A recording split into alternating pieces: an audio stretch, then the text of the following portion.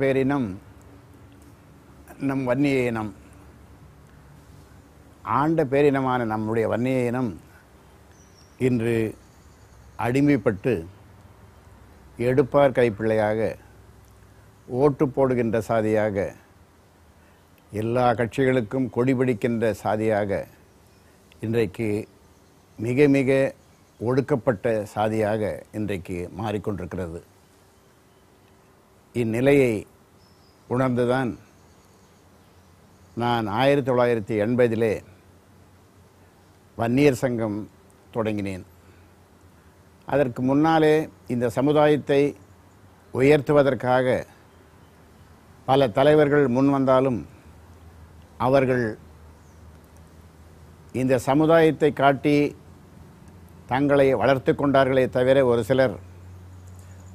சிலர் இதை வைத்து பிழைப்பு நடத்தினார்களே தவிர, ஒரு சிலரால் இந்த வன்னிய மக்களை ஒன்று திரட்ட முடியாமல் போனதே தவிர, இப்படி மாறி மாறி இந்த சமுதாயம் இருந்த நிலையிலே தான் ஒரு சிறிய கிராமத்திலே பிறந்து ஒரு சிறிய விவசாயினுடைய பிள்ளையாக பிறந்த நான் சென்னை மருத்துவக் கல்லூரியிலே டாக்டர் பட்டம் பெறுகின்ற வரை நான் படிப்பதற்காக பட்ட கஷ்டங்கள் சொல்லி மாளாது. அந்த நிலையிலே தான் நான் பட்ட கஷ்டம் இந்த சமுதாயத்தைச் சேர்ந்த இளைஞர்கள் படக்கூடாது. அவர்கள் கல்வி பெற வேண்டும், கல்வி பெற்றபின் அவர்கள் வேலைக்கு செல்ல வேண்டும், அதிகாரத்திலே அமர வேண்டும் என்ற எண்ணத்தோடு தான் வன்னியர் சங்கமும் பாட்டாளி மக்கள் கட்சியும் தொடங்கப்பட்டது. இன்றைக்கு இந்த சமுதாயத்திற்கு 20% ஒதுக்கீடு நாம் பெற்றாலும் அது முழுமையாக இல்லாத நிலையிலே இன்றைக்கு நாம் மற்றவர்களை கையேந்தி எங்களுக்கு பிச்சை போடுங்கள் என்று சொல்லுகின்ற நிலையிலே நாம் இன்னும் இருந்து கொண்டிருக்கிறோம். அதனாலே நாம் ஆண்டால்தான் நாம் வாழ முடியும். நாம் வாழ வேண்டும் என்று சொன்னால் நாம் ஆள வேண்டும், நாம் அதிகாரத்தை பெற வேண்டும், பொறுப்புகளை வகிக்க வேண்டும். தரமான கல்வியும், கட்டாய கல்வியும், கட்டணமில்லாத கல்வியும், அதன் பிறகு வேலை வாய்ப்பும் இந்த மக்களுக்கு கிடைத்தாக வேண்டும். உழவு தொழில் மேன்மை பெற வேண்டும். இதையெல்லாம் பெற வேண்டும் என்று சொன்னால் வன்னியன் மீண்டும் ஆட்சி கட்டிலில் ஏற வேண்டும். ஆண்ட பரம்பரை மீண்டும் ஒரு முறை ஆட்சியிலே அமர வேண்டும்.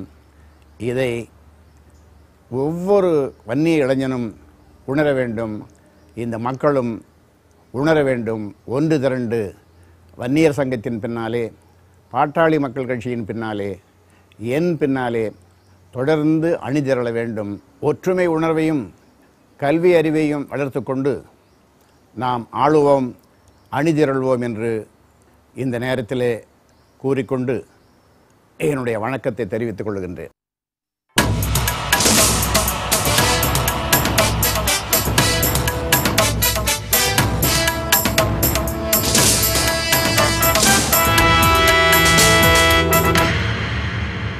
அன்பு இனமான சொந்தங்களே வணக்கம். இந்திய துணைக்கண்டத்தில் ஏற்ற மிகுந்த பாரம்பரியத்தோடு மூத்த குடியாம் தமிழ்குடியில் ஏர் நெறியும் போர் நெறியும் கொண்ட புகழ்மிக்க சமூகமாய் திகழ்வது வன்னியகுல சத்திரியர் எனப்படும் நம் வன்னிய பேரினம். முடிசூடி ஆண்ட மூத்த இனம் சிறப்போடும் செல்வ செழிப்போடும் பாளையக்காரர்களாய், ஜமீன்களாய், நிலச்சுவான்களாய், மிட்டா மிராசுகளாய் வாழ்ந்தவர்கள் நம் மரபின் முன்னோர்கள். இவர்கள் வாரி வழங்கிய செல்வங்கள் ஆலயங்களாய், அன்ன சத்திரங்களாய், அறக்கட்டளைகளாய், கல்வி கூடங்களாய் நாடு முழுவதும் நிமிர்ந்து நிற்கின்றன. ஆனால் அந்த மரபின் வழிவந்த நாமோ இன்று நிமிர முடியாத சுமையோடு நிலை உழைந்து வாழ்ந்து கொண்டிருக்கிறோம். ஆண்ட பெருமையெல்லாம் தொலைந்து இன்று நலிந்த பிரிவாய், ஓட்டு மட்டும் போடும் அடிமை சாதியாய் நாம் மாறிப்போனதற்கு யார் காரணம்? வேறு யாரும் அல்ல, நாமே தான். ஆம், நம் பெருமையை மறந்தோம், ஒற்றுமையை தொலைத்தோம், அடுக்குமொழி பேச்சில் அறிவிழந்தோம், அரிதாரம் பூசிக்கொண்டு வந்தவரெல்லாம் அரியணை ஏற பாதை போட்டு கொடுத்தோம். ஆண்ட இனமாகிய நாமும் நாட்டை ஆள வேண்டும் என்ற ஆசையே மறந்து போனோம். இருந்த அத்தனையும் நாம் இழந்து விட்டோம். ஆனாலும் அன்பு சொந்தங்களே, வீரமும் உணர்வும் நம்மை விட்டு போய்விடவில்லை. அதுதான் இன்று நம்மை ஒன்றிணைத்திருக்கிறது. வென்று காட்ட வேண்டும் என்ற உற்சாகத்தையும் கொடுத்திருக்கிறது. ஆனாலும் இந்த உணர்வும் உற்சாகமும் மட்டும் போதுமா என்றால் நிச்சயம் போதாது. நம்மிடம் ஒற்றுமை வேண்டும். திசைக்கு திசை, கட்சிக்கு கட்சி சிதறி கிடக்கிற வன்னியர்கள் எல்லாம் நம் இனத்தின் வரலாற்று பெருமையையும் சிறப்பையும் புரிந்து கொள்ள வேண்டும். அடிமை இனமல்ல நாம், ஆண்ட இனம் என்ற உண்மையை தெரிந்து கொள்ள வேண்டும். இதையெல்லாம் இந்த நிலத்தில் வாழும் ஒவ்வொரு வன்னியருக்கும் உணர்த்தும் நோக்கில்தான் இந்த ஆவண குறுந்தகடு உருவாக்கப்பட்டுள்ளது.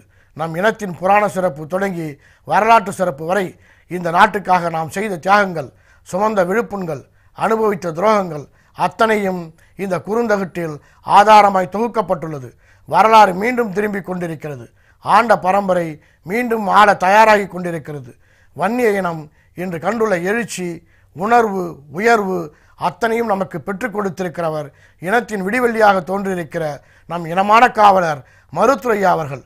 தன்னலமற்ற தன் உழைப்பாலும் தொண்டாலும் தியாகத்தாலும் அரும்பாடுபட்டு இன்று நம்மிடையே இந்த எழுச்சியை உருவாக்கியிருக்கிறார். அவர் நம்முடைய எண்ணங்களையும் லட்சியங்களையும் அவருடைய தலைமையின் கீழ் வென்றெடுக்காமல் போனால் இனி எந்த காலத்திலும் அந்த வாய்ப்பு நமக்கு கிடைக்கப் போவதில்லை என்பதை ஒவ்வொரு வன்னியனும் புரிந்து கொள்ள வேண்டும். நாம் ஆள ஆசைப்படுவது பதவி சுகங்களுக்காக அல்ல. நாம் வாழ வேண்டும். நாம் வாழ வேண்டும் என்றால் அதற்கு நாமே இனி ஆள வேண்டும். ஐயாவின் வழிகாட்டுதலோடு சின்னையாவின் தலைமையேற்று எழுச்சியோடும் ஒற்றுமையோடும் அந்த லட்சியத்தை வென்றெடுப்போம் என்ற சபதம் ஏற்போம். வாழ்க மருத்துரையா, வளர்க வன்னியன ஒற்றுமை.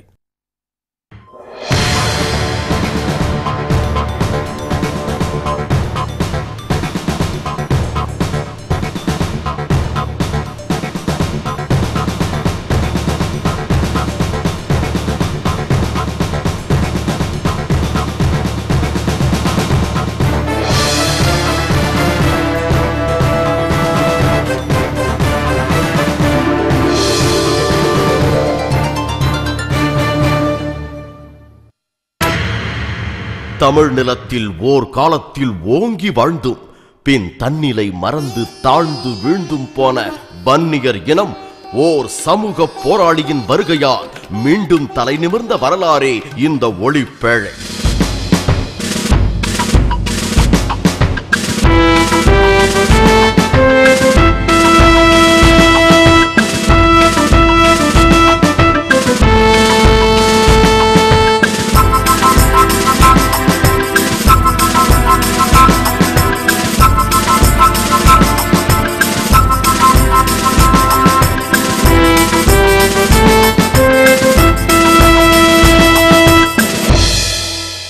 வியர்வையை விதைத்துவிட்டு விளைச்சலாய் கண்ணீரை மட்டும் அறுவடை செய்து கொண்டு காலமெல்லாம் உழைப்புச் சேற்றில் உழன்று கிடக்கிற வறியவர் கூட்டம் ஒருபுறம், இவர்களை அந்த சேற்றிலிருந்து மீட்பதாய் தேர்தல் நேரத்தில் வாக்கு வாங்க வாக்குறுதி மட்டும் தந்துவிட்டு பின்னர் அத்தனையும் மறந்து ஊழல் ஊற்றுக்களால் தங்கள் வாழ்க்கை வசதிகளை மட்டும் உயர்த்திக் கொள்ளும் மோசடி அரசியல்வாதிகள் ஒருபுறம், எதிர்காலத்திலாவது இவையெல்லாம் மாற்றியமைக்க வேண்டிய பொறுப்புள்ள இளைய சமுதாயமோ தங்கள் வாழ்க்கை இருட்டாகிக் கொண்டிருப்பதை அறியாமல் திரை வெளிச்சத்தை தரிசிக்க அரங்க வாசல்களில் அலைமோதிக் கொண்டு நிற்கிறது.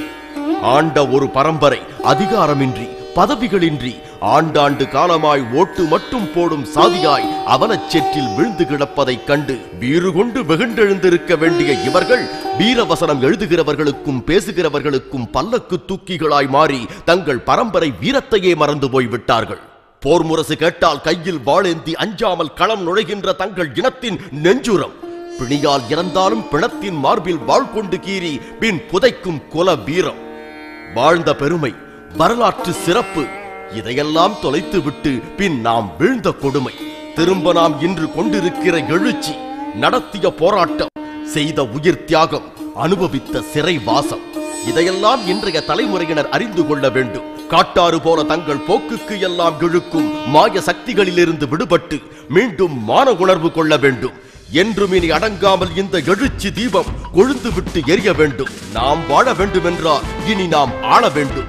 நாம் ஆண்டால்தான் இனி நாம் வாழ முடியும். வன்னிய இனத்தின் மாண்பு காக்க நம் ஐயா முன்வைத்த உயிர் துடிப்பான இந்த முழக்கம் இந்த பேழை தரும் உத்வேகத்தால் உறுதி செய்யப்பட வேண்டும். அதற்கான உணர்வுகளே இந்த பேழை மூலம் இனி உங்கள் நெஞ்சில் நிறையட்டும்.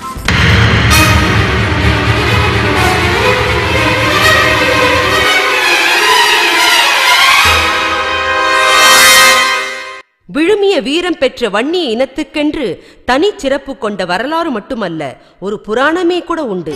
வேறு எந்த இனத்துக்கும் இல்லாத சிறப்பாக வன்னிய குலத்தின் தோற்றம் பற்றி அக்னி புராணத்தின் ஒரு பிரிவான வன்னிய புராணம் விளக்கம் சொல்கிறது. புராண காலத்தில் அசுர பெண்ணான அஜமுகி துர்வாச முனிவரோடு கலந்து வாதாவி என்ற மகனை பெற்றாள்.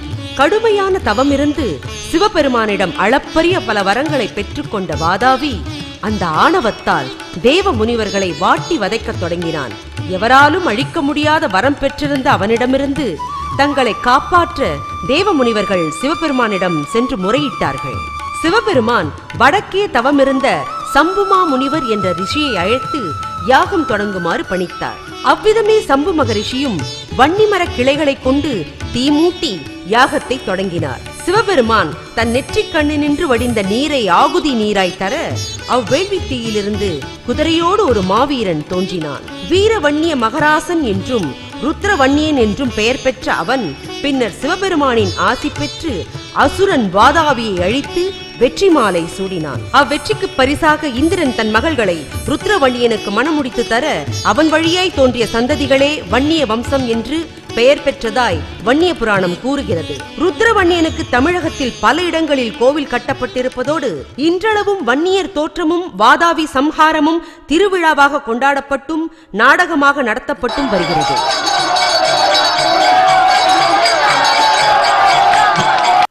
கவுண்டர், படையாச்சி, நாயக்கர் என்ற பெயரிலும் திருத்தணி சார்ந்த பகுதிகளில் ரெட்டியார் என்றும், கிருஷ்ணகிரி தொடங்கி பெங்களூர் வரை திகிலர் என்ற பிரிவிலும் அழைக்கப்படும் வன்னியர் இனம் 143 பட்டங்களையும் 32 விருதுகளையும் கொண்ட பெருமைமிக்க பேரினம். வேட்டையாட வில்லை பயன்படுத்திய வில்லிகள் அல்லது வில்லாளிகள் என்ற மிக பழைய குடியினரே வன்னியர்கள் என்று கூறப்படுகிறது. ஏனெனில் வன்னியரின் முக்கிய தொழிலாக வேட்டை தொழில் சங்க காலத்தில் இருந்து வந்திருக்கிறது என்பது பிற்கால சான்றுகளால் உறுதி செய்யப்பட்டிருக்கிறது. தவிர தமிழகத்தில் வேறு எந்த சமூகத்தாருக்கும் உரியதாக வில் குறிப்பிடப்படவில்லை. வில்லை குலக்குறியீடாக கொண்ட இந்த குழுவின் வழி வந்தவர்களே பின்னர் வில்லை குலச்சின்னமாக கொண்டிருந்த சேர மரபினர். சேர அரசர்கள் அக்னி குலத்தை சார்ந்தவர்கள் என்பதை வில்லி பாரதம், திருவிளையாடற் புராணம், பேரூர் புராணம் ஆகியவை உறுதி செய்கின்றன. கம்பர் எழுதிய சிலை எழுபது என்ற நூலும் வன்னியர் அக்னி குலத்தரசர் என்பதையும் அவர்கள் கையில் எடுத்த வில்லின் சிறப்பு பற்றியும் கூறுகிறது. சங்க காலத்தில் தகடூர் என்று பெயர் பெற்றிருந்த தருமபுரி பகுதியை ஆண்டு வந்த அதியமான் சேரரின் தம்பி என்று குறிப்பிடுகிறது தகடூர் யாத்திரை எனும் நூல். அவர்களும் வில் சின்னத்தையே பெற்று இருந்தமையால் அதிகமான்களும் அக்னி குலத்தில் உதித்த வன்னியர்களே என்பது உறுதியாகிறது. கொல்லிமலையை ஆண்ட மணவர்களும் சேரரின் கிளையினரே என்பதை வல்வில் ஓரிக்கு ஆதன் ஓரி என்ற பெயர் இருந்ததிலிருந்து அறிய முடிகிறது. இவர்களும் வில் சின்னத்தையே பெற்றிருந்தார்கள். வல்வில் ஓரி மழவர்களின் தலை சிறந்த மன்னன். ஓரி வேட்டையாடும் போது வில்லி நின்று புறப்பட்ட அம்பு ஓர் யானையை வீழ்த்தி புலியின் வாயை பிளந்து புள்ளிமானின் உடலை ஊடுருவி பின் ஓர் பன்றியை கொன்று அடுத்து மரத்தில் இருந்த உடும்பின் உடலை தைத்து நின்றது என்று அந்த வில்லின் வலிமை பற்றி தமிழ் இலக்கியமான நற்றிணை பாடல் ஒன்று கூறுகிறது. படையாச்சி அல்லது வில்லிகள் எனப்படும் வில்லாளிகள் சோழர்கள் காலத்தில் பள்ளிவாழ் போர்ப்படையாக இருந்து பெரும்பணியாற்றியிருக்கிறார்கள். முக்கியமாக ராசேந்திர சோழன் கோசலம், வங்கம், உத்திராடம் போன்ற வடநாடுகளின் மீது படையெடுத்து பெரும் வெற்றியை பெற்று அங்கிருந்து கங்கை நீரை கொண்டு வந்த போது வன்னியர்களின் பங்களிப்பே அதில் அதிகம் இருந்தது. இதனாலேயே அவர்கள் அதிகம் வசிக்கும் சயங்கொண்டம் பகுதியில் தன் வெற்றியின் நினைவு சின்னமாக கங்கை கொண்ட சோழபுரத்தை நிர்மாணித்தான் ராசேந்திர சோழன். சேரர், அதியர், கொல்லி விற்பன், ஓரி அல்லாது மலையமான்கள், ஓய்மான்கள், தொண்டைமான்கள் ஆகியோரும் வன்னியர்களின் முன்னோர்களே என்பதை அண்மை கால தொல்லியல் அகழ்வாய்வுகள் மற்றும் கண்டுபிடிப்புகளால் தொல்லியல் அறிஞர் திரு நடன காசிநாதன் அவர்கள் மெய்ப்பட நிரூபித்துள்ளார்கள். வன்னியர்கள் ஆண்ட பரம்பரையினர் என்பதற்கு நமக்கு நிரம்ப சான்றுகள் உள்ளன. அந்த வன்னியர் சத்திரியர் என்றாலே அரசர். அந்த அரசர்களாக இருந்தவர்கள் தான் வன்னியர். சேரர், மழவர், கொல்லிமழவர், மலையமான், ஓய்மான், பல்லவர் என்று.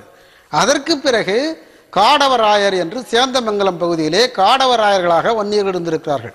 அதிலே கோப்பரஞ்சிங்கன் என்பவன் சிறந்த அரசர். அதற்கு பிறகு சம்பூராயர் இவர்கள் படவேட்டை தலைநகரமாக கொண்டு ஆட்சி செய்திருக்கிறாங்க. அவங்க ராஜநாராயண சம்பூராயன் என்பவன் அதிலே சிறந்த மண். அதற்கு பிறகு நமக்கு பாளையக்காரர்களாக இவர்கள் நிறைய பேர் இருந்திருக்கிறார்கள்.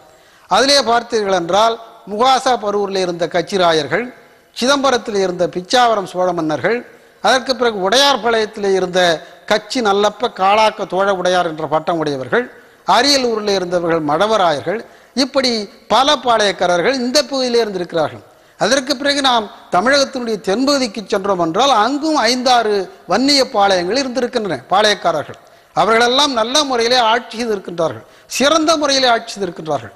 குறிப்பாக நான் அந்த பாளையக்காரர்களை சொல்ல வேண்டும் என்றால் சிவகிரி பாளையக்காரர்கள், அழகாபுரி பாளையக்காரர்கள், 7000 பண்ணை பாளையக்காரர்கள், இந்த 3 பாளையக்காரர்கள் மிகச்சிறந்த நிலையிலே இருந்திருக்கிறார்கள். அதிலும் இந்த சிவபுரி பாளையக்காரர் அங்கிருந்த மறவர் பாளையக்காரர்களை விட உயர்ந்த அந்தஸ்திலே அவர் இருந்திருக்கிறார். அதுக்கு ஆங்கிலேயர்கள் குறித்திருக்கின்ற அவர்களுடைய குறிப்புகளே நமக்கு சான்றாக அமைகின்றது. அதாவது இன்றைக்கு ராமநாதபுரம் அரசர்களாக இருந்த சேதுபதி மன்னர்களிடத்திலே அங்கு உள்ள மற்ற மறவ மன்னர்களும் ஆயினும் சரி, பாஞ்சாலங்குறிச்சி கட்டபொம்மன் ஆயினும் சரி, பிறகு மராட்டிய மன்னர்களுடைய தளபதிகளாக யாராக இருந்தாலும் சரி, அங்கு சென்றார்கள் என்றால் அவர்கள் மன்னனுக்கு கும்பிட்டு கொண்டு நின்று கொண்டே பதில் சொல்ல வேண்டும், வணக்கம் செலுத்த வேண்டும். ஆனால் அதே நேரத்தில் சிவகிரி மன்னர் அங்கு சென்றார் என்றால் அங்குள்ள சேதுபதி மன்னர் எழுந்து நின்று இவருக்கு வணக்கம் செலுத்துவாராம்.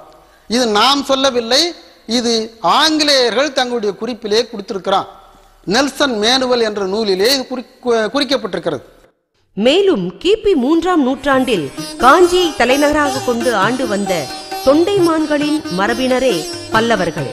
சுமார் 6 நூற்றாண்டு காலம் தமிழகத்தை ஆண்டு மாமல்லபுரம் என்ற கலைநகரை நிர்மாணித்த இவர்களும் வன்னிய சத்திரியர்களே என்பதை திரு நடன காசிநாதன் அவர்கள் தனது வன்னியர் மாட்சி, வன்னியர் வரலாறு ஆகிய நூல்களில் அறிஞருலகம் ஏற்றுக்கொள்ளும் வகையில் மெய்ப்பட நிரூபித்திருக்கிறார்கள்.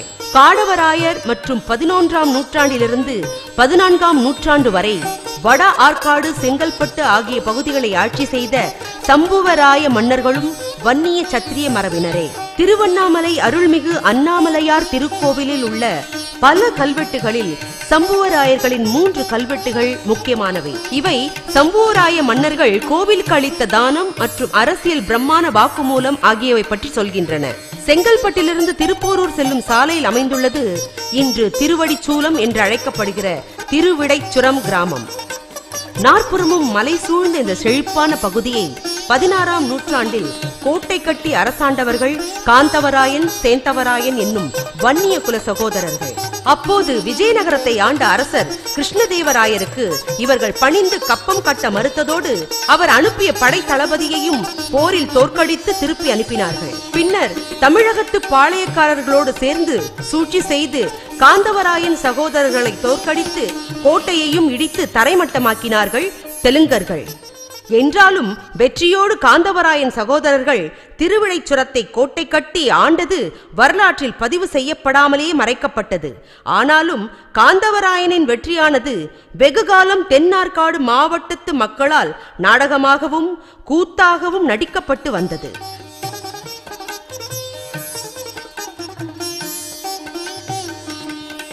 தவிர தென்னிந்திய வரலாற்று சம்பவங்கள் பற்றி கலோனல் காலின் மெக்கன்சி என்ற ஆங்கிலேயர் எழுதிய தொகுப்பிலும் இது பற்றிய குறிப்பு காணப்படுகிறது. கிபி 16ஆம் நூற்றாண்டிலிருந்து உடையார்பாளையம், பிச்சாவரம், அரியலூர், மயிலாடுதுறை, முகாசா பரூர், ஊத்தங்கால், வடகால், சோத்தமங்கலம், ஓலையாம்புதூர், கீழூர், கடலங்குடி, குறிச்சி, குன்னாத்தூர் போன்ற இடங்களில் வன்னிய ஜமீன்களும் பாளையக்காரர்களும் மிக சிறப்பாக ஆட்சி புரிந்திருப்பது அவர்கள் ஆவணங்களில் இருந்து தெரிய வருகிறது. குறிப்பாக ஜெயங்கொண்டம் அருகே உள்ள உடையார்பாளையம் ஜமீனுக்கு 365 கிராமங்கள் கட்டுப்பட்டிருந்தன.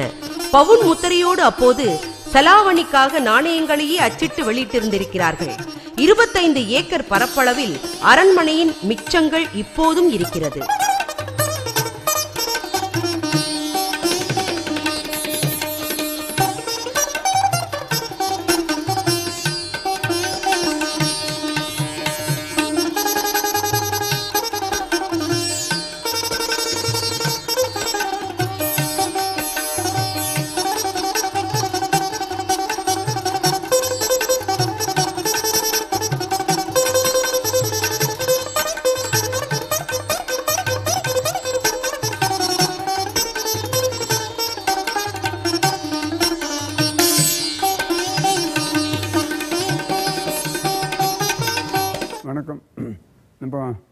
உடையார்பாளையம் சமஸ்தானத்தில் சேர்ந்த ஜமீன் குடும்பத்தில் நான் தான் நேரடியான வாரிசில் நான் மட்டும்தான் இருக்கிறேன். என்னுடைய பேர் கேசி பெரிய குழந்தராஜான்னு பேர். தகப்பனார் பேர் கச்சி சின்ன நல்லப்பா காலாக்கத்தோட உடையார்னு பேர். உடையாருங்கிறது நம்ம குடும்ப பாரம்பரிய டைட்டில். அதனால் நம்ம காஞ்சிபுரத்துலேருந்து வந்ததாக பல்லவ வம்சாவளியில் சேர்ந்ததுனால கட்சின்னு எல்லா பேர்லையும் வரும். கட்சி சின்ன நல்லப்பாங்கிறது அவளோட பேர். காலாட்கள்ங்கிறது காலாட்கள் படைகளுக்கு தலைவனாக இருந்ததுனால அந்த பட்டப்பெயர். உடையாருங்கிறது சகல சம்பத்தையும் உடையவருங்கிறதுனால உடையாருங்கிறது. நாங்கள் பிரம்ம வன்னியகுல சத்திரியன்னு அழைக்கிறது நம்மளுடைய வம்சாவளியே. 25 தலைமுறையாக ஆண்டு இருக்கிறார்கள். கடைசியாக இருந்தது தமையனார் கட்சி இவரங்கப்பா காலாக்கத்தோட உடையார்னு பேர். 25வது பட்டம் அவா.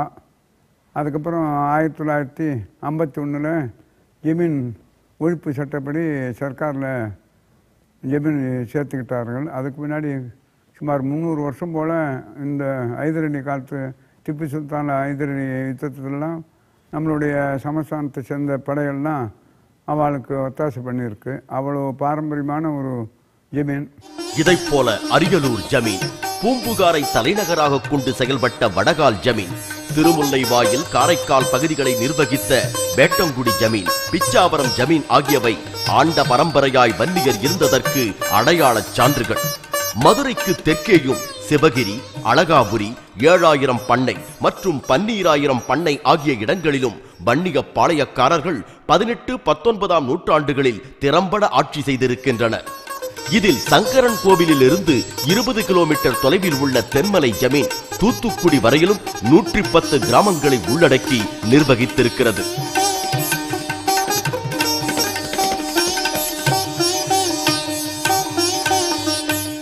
கிபி 1754 சிவகிரி பாளையக்காரரான வரகுணராம சங்கர பாண்டிய வன்னியர் ராசிங்க பேரேரி, குளம், கால்வாய், உப்பளம் போன்றவற்றை ஏற்படுத்தி தந்தது பற்றி கல்வெட்டு தகவல் ஒன்று தெரிவிக்கிறது. அதே சிவகிரி பாளையத்தில் வந்த சங்கிலி வீரப்ப பாண்டியரின் சகோதரியும் ஆத்தூர் ரணசூர பாண்டிய வன்னியரின் மனைவியுமான கருப்பாயி நாச்சியார் வாரிசில்லாத தனது சொத்துக்களை சரி பாதியாய் பிரித்து உறவினர்களுக்கும் கோவில்களுக்கும் எழுதி வைத்திருக்கிறார்கள்.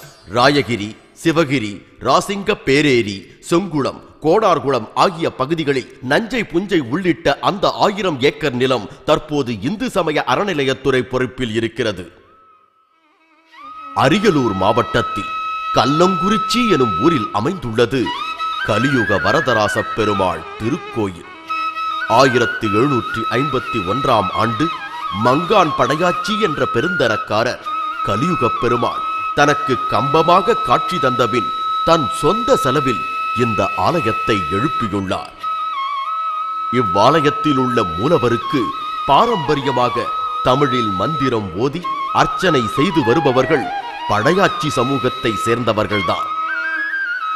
62 ஏக்கர் பரப்பில் உள்ள இந்த ஆலயத்தின் சொத்துக்களை கட்டுக்கோப்போடும் சிறப்போடும் படையாச்சி சமூகத்தவர்களே தொடர்ந்து நிர்வகித்து வருகிறார்கள்.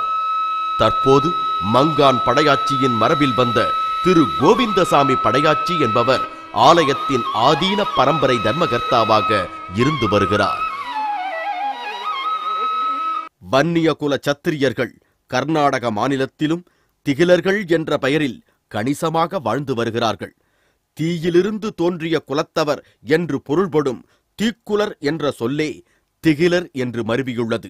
கர்நாடக மாநிலத்தில் திகிலர்கள் வாழும் பகுதிகளில் 100 கணக்கில் திரௌபதி அம்மன் கோவில்கள் காணப்படுகின்றன. குறிப்பாக பெங்களூர் சிட்டி மார்க்கெட் அருகே உள்ள தர்மராய சுவாமி கோவில் மிகவும் புகழ்பெற்றதாகும். இங்கு ஆண்டுதோறும் நடத்தப்படும் பச்சை கரக திருவிழா கர்நாடக மாநிலத்தின் மிகப்பெரிய விழாக்களில் ஒன்றாக கருதப்படுகிறது. இந்த விழாவில் ஆயிரக்கணக்கான திகிலர்கள் வாளேந்தி வீர முழக்கங்களோடு வலம் வருவது கண்கொள்ளா காட்சியாகும். இனம், மொழி மற்றும் சாதி பேதங்களை கடந்து பல்வேறு தரப்பினரும் லட்சக்கணக்கில் இந்த விழாவில் கலந்து கொள்கின்றனர். கர்நாடக மாநிலத்தின் முதலமைச்சர்கள் கலந்து கொள்ளும் வகையில் முக்கியத்துவம் பெற்றதாக இந்த விழா திகழ்கிறது. இவ்விதமாய் கிமு 3ஆம் நூற்றாண்டு தொடங்கி கிபி 20ஆம் நூற்றாண்டு வரை 2300 ஆண்டு காலம் தொடர்ந்து தமிழ் நிலத்தின் ஒரு கணிசமான பகுதியை ஆண்ட பெருமை உடையது வன்னிய பரம்பரை. வன்னிய அரசர்களின் கொடைவளம் பற்றி திருக்கை வளம் என்ற சிற்றிலக்கியம் கூறுகிறது. கடல் கடந்தும் வன்னியர்கள் நாடாண்டார்கள் என்பதை ஈழத்து இலக்கியங்களான கைலாய மாலை, வையா பாடல், யாழ்ப்பாண வைபவ மாலை ஆகியவை தெரிவிக்கின்றன. குறிப்பாக குறுநில மன்னனாக இருந்து ஆங்கிலேயரை எதிர்த்து வீரப்போர் புரிந்த குலசேகர வைரமுத்து எனும் பண்டாரக வன்னியன் இலங்கை அரசின் தேசிய வீரனாக மதித்து போற்றப்படுகிறான். சென்னை என்கிற இப்போதைய தமிழக தலைநகரம் சென்னியப்ப நாயக்கர் என்னும் வன்னியர் ஒருவருக்குத்தான் சொந்தமாக இருந்தது. 1934 பிரிட்டிஷாரின் கிழக்கிந்திய கம்பெனி இவரிடமிருந்து சென்னை பகுதிகளை குத்தகைக்கு எடுத்து செயின்ட் ஜார்ஜ் கோட்டையை நிர்மாணித்தது. முதலில் சென்னியப்ப நாயக்கன் பட்டணம் என்றே இருந்து பின் சென்னை என்று பெயர் மாறியது. சரித்திர காலத்தில் மட்டுமல்லாமல் நவீன காலத்தில் 2ஆம் உலகப் போர் நடைபெற்ற போதும் சென்னை மாகாணத்தின் சார்பில் பங்கு கொண்ட 2 லட்சம் பேரில் 50,000 பேர் வன்னியர்களே. அதே போன்று வெள்ளையர்களை எதிர்த்து தீரத்தோடு விடுதலை போர் நடந்த போதும் அதில் வன்னியர்களின் பங்களிப்பே பெரிதாக இருந்தது. இனவெறிக்கு எதிரான போரில் காந்தி தென் ஆப்பிரிக்காவில் ஈடுபட்டிருந்த போது ஒரு வெள்ளையன் அவரை சுட்டுக் கொல்ல முயன்றான். அப்போது மகாத்மாவை காப்பாற்ற தான் அந்த குண்டை தாங்கி உயிர் விட்டவர் நாகப்ப படையாச்சி என்னும் வன்னியர். அந்த தியாகத்தை நினைவில் வைத்து காந்தி தமிழகம் வந்தபோது மயிலாடுதுறையில் இருந்த நாகப்ப படையாச்சியின் வீட்டுக்கு சென்று மெழுகு தீபம் ஏற்றி அவர் நினைவை போற்றினார். வடக்கே வல்லபாய் பட்டேலை போல தெற்கே சர்தார் பட்டம் பெற்றவர் ஆதிகேசவ நாயக்கர். காங்கிரஸ் இயக்கத்துக்காக தீவிரமாக பணியாற்றியவர் மகாத்மாவின் கட்டளையை ஏற்று வரிகொடா இயக்கத்தில் பங்கு பெற்றதால் தன் கோடிக்கணக்கான சொத்துக்களை இழந்தவர். பிரிட்டிஷாருக்கு கப்பம் கட்ட மறுத்ததால் அந்தமான் சிறையில் அடைக்கப்பட்டு உயிர் நீத்தவர் 7000 பண்ணை ஜமீனான சிதம்பர பாண்டிய ஆண்டு கொண்டார். விடுதலைக்காக குரல் கொடுத்தவர்களை கொன்று குவித்தவன் நீல் என்ற ஆங்கிலேயன். இவனது செயலை பாராட்டி ஆங்கிலேய அரசு அப்போது சென்னையில் செப்புச் சிலை வைத்தது. இந்த சிலையை அகற்றும் போராட்டத்தில் கடலூர் அஞ்சலையம்மாள், அவர் கணவர் முருகப்ப படையாச்சி, மகள் லீலாவதி, மருமகன் ஜமதக்னி அத்தனை பேரும் குடும்பமாய் சிறை சென்றிருக்கிறார்கள். ஜமதக்னி மட்டும் பல போராட்டங்களில் கலந்து 10 ஆண்டுகள் சிறையில் அடைக்கப்பட்டு பல சித்திரவதைகளை அனுபவித்திருக்கிறார். இவ்விதமாய் நாட்டை ஆண்ட இனம், நாட்டுக்காக இத்தனை தியாகங்கள் செய்த இனம், 32 விருதுகள், 108 பட்டங்கள் பெற்ற இனம், எல்லா பெருமைகளும் இருந்து என்ன? இன்றைய நிலையில் பாட்டாளி வர்க்கமாய், விவசாய புலிகளாய், பிடியரிசிக்கு கையேந்தி கொண்டு ஓட்டு போடும் அடிமை சாதியாய்த்தான் இருக்கிறது வன்னிய இனம். தனிப்பெரும்பான்மையாக இருந்தும் இந்த வன்னிய இனத்திலிருந்து ஒருவர் முதலமைச்சரானதில்லை. ஒரு அரசு உள்துறை செயலாளர், ஒரு உச்ச நீதிமன்ற நீதிபதி, ஒரு ஆசிரியர் தேர்வாணைய தலைவர் பதவி எதுவும் கிடைத்ததில்லை. 19 அரசு போக்குவரத்து கழக இயக்குநர்கள் பதவியில் ஒன்று கூட வன்னியருக்கு அளிக்கப்பட்டதில்லை. இது ஒருபுறம் என்றால் வன்னியர்களின் வாழ்வு நிலையும் தடுமாறி திக்கற்று போனது. அரசு குறிப்பு சொல்கிறது, தமிழகத்தில் மிகவும் பின்தங்கிய மாவட்டங்கள் விழுப்புரமும் தர்மபுரியும் தான் என்று. இரண்டும் வன்னியர்கள் நிரம்பிய மாவட்டங்கள். இது தவிர தமிழகத்தில் உள்ள குடிசைகளில் 60 விழுக்காடு வன்னியர்கள் அதிகம் வாழும் 7 வட மாவட்டங்களில் தான் இருக்கிறது. அதில் குறிப்பாக விழுப்புரத்தில் மட்டும் 13 விழுக்காடு குடிசைகள் இருக்கின்றன. அதிலும் முன்னேறிய சமுதாயத்தினர் 3 விழுக்காடு, இதர பிற்பட்ட சமுதாயத்தினர் 31 விழுக்காடு என்ற அளவில்தான் குடிசைகளில் வசிக்கின்றனர். ஆனால் இவர்களையெல்லாம் விட அதிகமாக 42 விழுக்காடு குடிசைகளில் வசிப்பது வன்னிய சமுதாயத்தினரே. வீரத்துக்கு மதிப்பிருந்த போது வன்னிய இனம் உயர்ந்த நிலையில் இருந்தது. ஆனால் அரசியல் சாதுரியங்களும் சூழ்ச்சிகளும் கோலோச்சத் தொடங்கிய போது அவைகளெல்லாம் அறியாத வன்னிய இனம் மிக பின்தங்கிய நிலைக்கு தள்ளப்பட்டு பாதாளத்தில் வீழ்ந்து போனது. மற்றவர்கள்தான் கை கொடுக்க முன்வரவில்லை. இந்த இனம் தானாகவாவது ஒன்றுபட்டு எழுந்து நிற்க முயன்றதா? முயன்றது.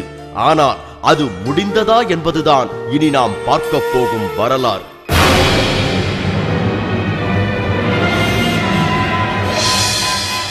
திண்டிவனம் அருகே மயிலம் கிராமத்தை அடுத்துள்ள குன்னம் என்ற ஊரைச் சேர்ந்த முனுசாமி வன்னியர் 1872 சாதி சங்கிரக சாரம் என்ற நூலை சென்னை கவிரஞ்சனி அச்சுக்கூடத்தில் பதிப்பித்து வெளியிட்டுள்ளார்.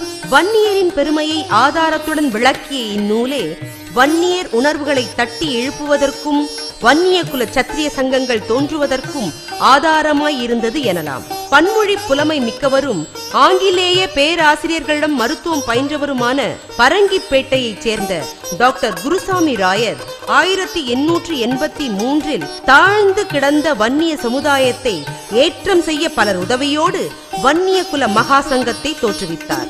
வன்னியர்களுக்கு கல்வி, ஒற்றுமை ஆகியவற்றின் அவசியத்தை வலியுறுத்தியதில் இவர் பங்கு மகத்தானது. அமரர் செங்கல்வராய நாயக்கர் என்பவர் வன்னிய சமுதாயத்துக்காக அறக்கட்டளை ஒன்றை நிறுவி அதன் மூலம் வன்னியர்களின் கல்வி வளர்ச்சிக்காக கோடிக்கணக்கான ரூபாய் பொருளுதவி செய்து வந்தார். வன்னியர்கள் குற்ற பரம்பரையினர் என்று சிலரது திரிபு முயற்சியால் சொல்லப்பட்டு வந்தது. அவர்கள் குற்ற பரம்பரை அல்ல, ஆண்ட பரம்பரையினர் என்பதை ஆதாரங்களோடு நிரூபித்தவர் அண்ணாசாமி நாயகர் என்பவர். இவர் நீலகிரியில் பணியாற்றிய போது குன்னம் முனுசாமி வன்னியரின் சாதி சங்கிரக சாரம் நூலை படித்து சிறப்புற்றிருந்த வன்னிய குலத்தை மீண்டும் சீர் செய்யும் பொருட்டு சென்னையில் தண்டவாளப்பட்டறை நடத்தி கொண்டிருந்த கோபால் நாயகருக்கு கடிதம் எழுதினார். காஞ்சிபுரத்தில் ஆண்டர்சன் ஸ்கூலில் படிச்சுட்டு ஊட்டியில் போய் வேலை செய்கிறாரு அண்ணாசாமி நாயக்கர் என்பவர். அவர் அங்கே ஊட்டியில் வேலை செய்கிறது என்ன வேலை செய்கிறாருன்னா, இராணுவத்துறையில் பண்டக காப்பாளராக ஸ்டோர் கீப்பராக வேலை செஞ்சிட்ருக்காரு. அந்த நேரத்தில் இந்த சாதி சங்கரகார நூலை பார்க்குறாரு. அடடா, இப்படி ஒரு நூல் இருக்குதான்னு சொல்லி படிக்கிறார். அந்த படித்து முடித்த உடனே அவருக்கு மிக வேகமான ஒரு உந்துதல் வருது. என்னடா, வன்னியர்கள் இந்த நாட்டை ஆண்டு இருக்கிறார்கள், கோலோச்சி இருக்கிறார்கள், புகழ்பட வாழ்ந்திருக்கிறாங்க, இவ்வளவு இருந்து இப்போ நம்ம இவ்வளவு இழிவான நிலையில் இருக்கிறோமே, இதை நம்ம எப்படி மாற்றி அமைக்கணும்னு அவருக்கு ஒரு மிகப்பெரிய உணர்ச்சி வருது. அதுக்கு என்னடா செய்யலாம் அப்படின்னு யோசிக்கும் பொழுது அவருடன் காஞ்சிபுரத்தில் அந்த காலத்தில் படித்தவர் கோபால்சாமி நாயக்கர் என்பவர். அவர் சென்னையில் மிகப்பெரிய தொழிலதிபராக வளர்ந்துக்கிட்டு இருக்கிறார். அவருக்கு கடிதம் எழுதுகிறார். கடிதம் எழுதின உடனே, இப்படி ஒரு நூலை படித்தேன், அந்த நூலில் நம்முடைய ஆண்ட பரம்பரை எப்படி இருந்ததெல்லாம் சொல்கிறாங்க, நம்ம அந்த நிலைக்கு வரணுமே அப்படின்னு அந்த கடிதம் எழுதுகிறார். அந்த காலத்தில் முக்கிய படித்த பணியில் இருக்கிற அல்லது பணத்தில் அதிகமாக இருக்கிற வன்னியர்களெல்லாம் ஒன்று சேர்க்கிறார். அந்த ஒன்று சேர்த்து தான் கிட்டத்தட்ட 1870 கூடுறாங்க. கூடி ஒரு சங்கம் அமைக்கிறதுக்கு வேண்டிய முன்னோட்டமான கூட்டங்களை நடத்துகிறாங்க. நடத்தி அதுக்கு ஒரு முடிவு எடுக்கிறாங்க. நம்ம வன்னியர்களுக்கு ஒரு சங்கம் ஆரம்பிக்கணும், அந்த சங்கத்தின் மூலமாக நம்ம மக்களுக்கு நன்மைகளை செய்யணும்னு நினைச்சு முடிவாக கடைசியில் 1888 அந்த சங்கத்தை உருவாக்குறாங்க. 1888 ஏப்ரல் 8 ராவ் சாஹிப் செல்லப்ப நாயகர் அவர்களது மாளிகையில் கூட்டப்பட்ட கூட்டத்தின் மூலம் வன்னிய குல சத்திரிய மகா சங்கம் உருவானது. கவிச்சிங்கம் அர்த்தநாரீச வர்மா பொருளாளராகவும் கோபால் நாயகரின் மகன் பலபத்ர நாயகர் செயலாளராகவும் பொறுப்பேற்க இச்சங்கம் 1910 ஆகஸ்ட் 14 பதிவு செய்யப்பட்டது. பிறகு மாநிலம் முழுக்க இதன் கிளைகள் பரவி செயல்பாடுகள் விரிந்தது. சங்கத்தின் சார்பில் அக்னி குலாதித்தன் என்ற பத்திரிகை வாரந்தோறும் வெளிவந்தது. பின்னர் கொடைவள்ளல் சேலம் கந்தசாமி கண்டர் ஏற்பாட்டில் நன்சை இடையாற்றில் முதல் சங்க மாநாடு சிறப்பாக நடைபெற்றது. சங்கத்தின் பங்குத்தொகை 21 லட்சத்தை தாண்டியது. ஆனால் எதிர்பாராத விதமாக அந்த பங்குத்தொகை போடப்பட்டிருந்த சென்னை அர்பனாட் வங்கி திவால் ஆனதால் அப்பங்குத்தொகை முழுவதையும் சங்கம் இழக்க வேண்டி வந்தது.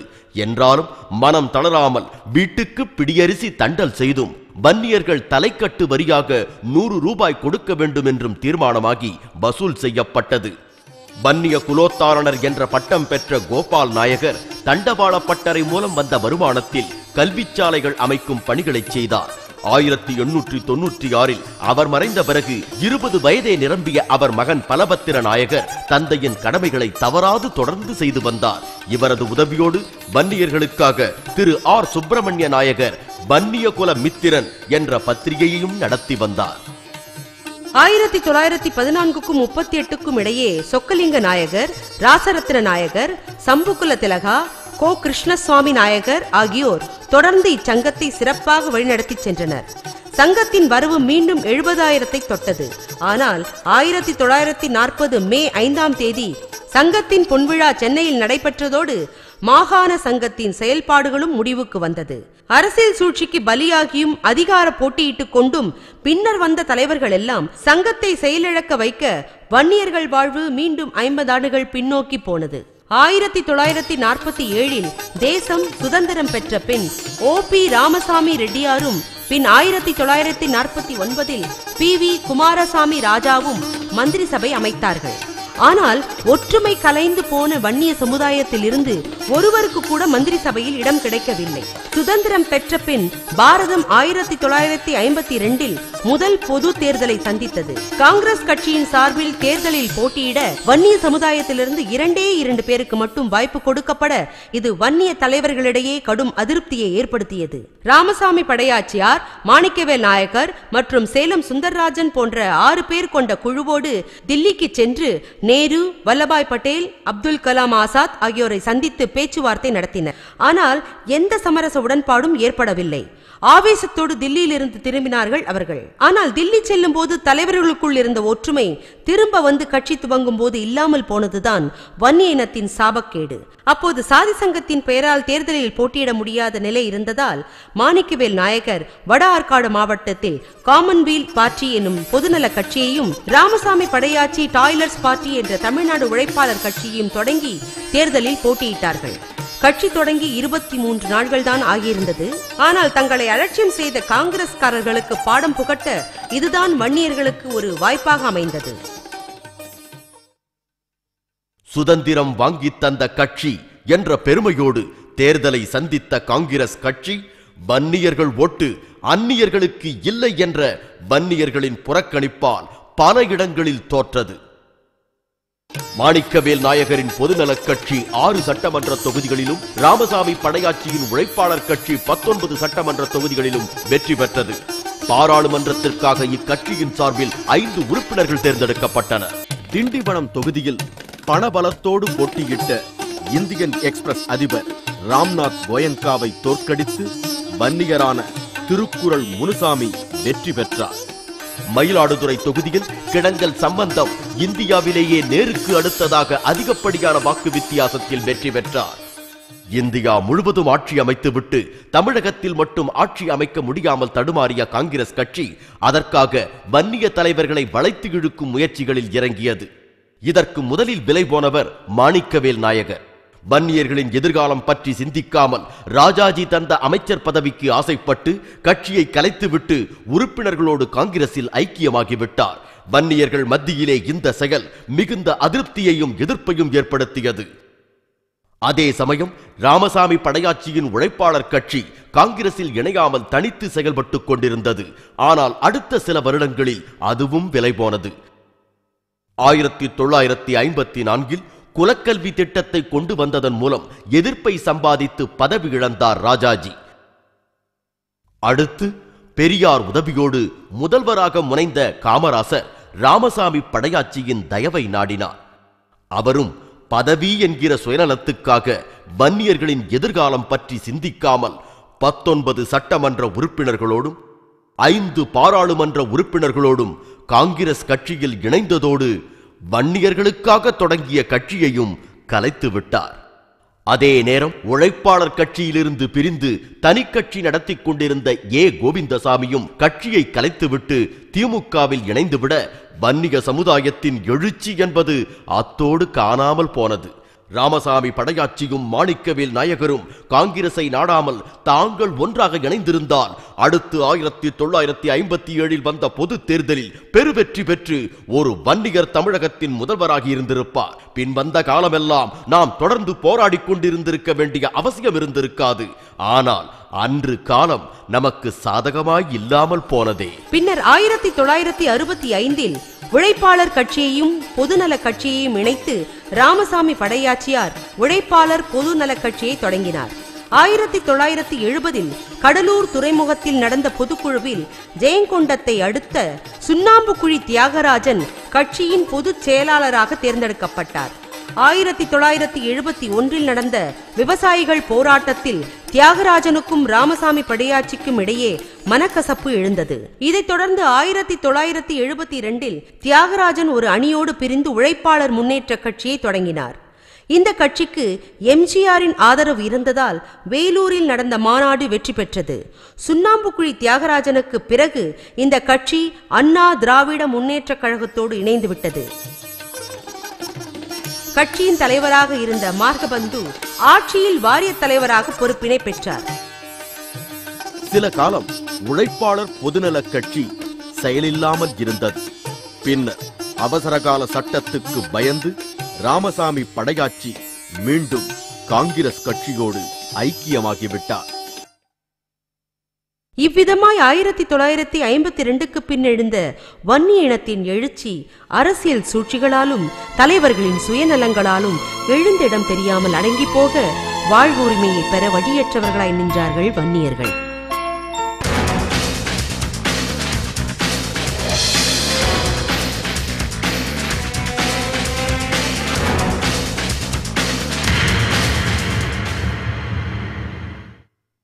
தமிழகத்தில் ஒவ்வொரு அரசியல் கட்சிகளும் வேரூன்றி நிலை கொள்ள ஆதாரமாக இருந்தவர்கள் வன்னியர்கள்.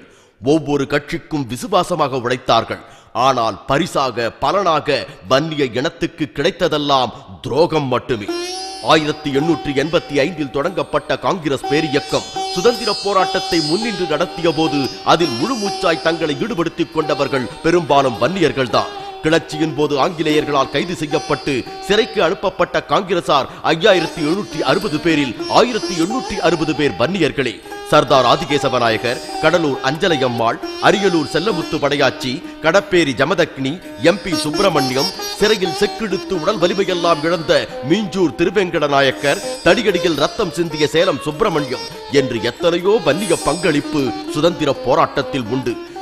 தமிழகத்திலிருந்து திருத்தணியை பிரித்து ஆந்திர மாநிலத்தோடு சேர்க்க இருந்த போது இறுதி வரை எதிர்த்து நின்று போராடி அதை தமிழகத்துக்கு பெற்று தந்தவர் திருத்தணி விநாயகம்.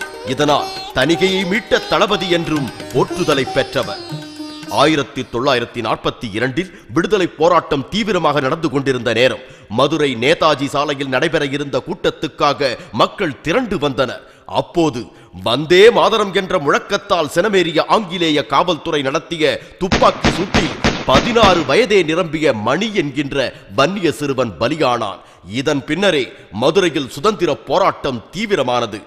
இப்படியெல்லாம் தங்கள் செந்நீரை விட்டு தமிழகத்தில் காங்கிரஸ் கட்சியை வேரூன்ற வைத்தார்கள் வன்னியர்கள். ஆனால் அந்த காங்கிரஸ் கட்சி பதிலுக்கு வன்னிய சமுதாயத்துக்கு செய்ததெல்லாம் துரோகம்தான். பாராளுமன்றத்துக்கு பலமுறை வன்னியர்கள் உறுப்பினர்களாக சென்ற போதும் ஒரு முறை கூட மந்திரி பதவி அளிக்கப்படவில்லை. ஒரு மாநிலத்துக்கு கூட ஆளுநராய் நியமிக்கப்படவில்லை. மாறாக வன்னியர்களிடையே பிரிவினைவாதத்தை தூண்டி இருக்கிற ஒற்றுமையையும் குலைப்பதற்குத்தான் முயற்சி செய்தார்கள்.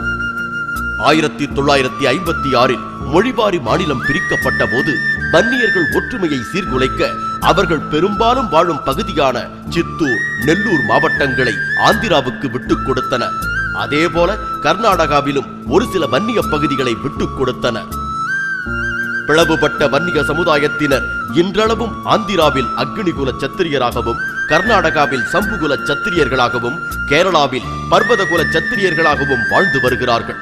இத்தோடு வன்னியர்கள் பெரும்பான்மையாக வாழும் சிதம்பரம், பெரம்பலூர் பாராளுமன்ற தொகுதிகளையும் மேலும் 29 சட்டமன்ற தொகுதிகளையும் பல ஊராட்சிகளையும் தனி தொகுதிகளாக்கி வன்னியர்களின் ஆளுமையை குறைத்தார்கள். இப்படி தொடர்ந்து வன்னியர்களின் முன்னுரிமையை பறித்த காரணத்தால் 1967 தேர்தலோடு காங்கிரஸ் கட்சியை தூக்கி எறிந்தார்கள் வன்னியர்கள். 1988-89 மீண்டும் வன்னியர்களுக்கு பிரதிநிதித்துவமும் இடஒதுக்கீடும் தருவதாக நம் மருத்துவர் ஐயாவை தில்லிக்கு அழைத்து பேச்சுவார்த்தை நடத்தினார் அப்போதைய பிரதமரான ராஜீவ் காந்தி. ஆனால் ஜி.கே. மூப்பனார், ப. சிதம்பரம் போன்றோரின் தூண்டுதலால் இடஒதுக்கீடு பற்றி சரியான முடிவு எடுக்காமல் கைவிட்டு விட்டார். இதனால் அடுத்து வந்த தேர்தலை வன்னியர்கள் புறக்கணிப்பு செய்ய ராஜீவ் காந்தி மஞ்சள் பூ ஒடுக்குமுறை என்ற பெயரில் ராணுவத்தை அனுப்ப அவர்கள் வன்னிய சமுதாய இளைஞர்களையும் பெண்களையும் வீடு புகுந்து தாக்கி நாசப்படுத்தினார்கள். மஞ்சள் கொடி பறந்த கம்பங்களை எல்லாம் வெட்டி சரித்தார்கள். ஆங்கிலேயர்களின் ஒடுக்குமுறையை எதிர்த்து நின்று காங்கிரஸ் கட்சியை வளர்த்த வன்னியர்கள் அந்த காங்கிரஸ் கட்சியாலேயே மீண்டும் ஒருமுறை ஒடுக்கப்பட்டு பரிதாபத்துக்காளாகி நின்றார்கள்.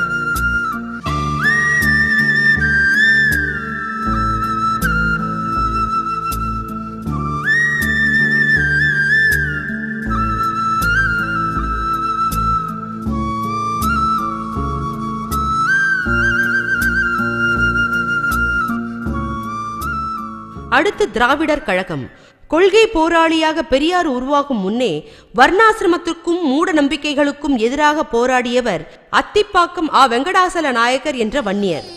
சுயாக்கினி சங்கம் என்ற அமைப்பின் மூலமும் தத்துவ விவேசினி என்ற வார ஏட்டின் மூலமும் இவர் இந்த பணியை செய்து கொண்டிருந்தார். அவர் எழுதிய இந்து மத ஆசார ஆபாச தர்சினி என்ற நூலே பின்னாளில் பெரியார் இந்து மதத்தின் ஆபாசங்களை தோலுரித்து காட்ட வழிகாட்டியாக இருந்தது என்றும் சொல்லலாம்.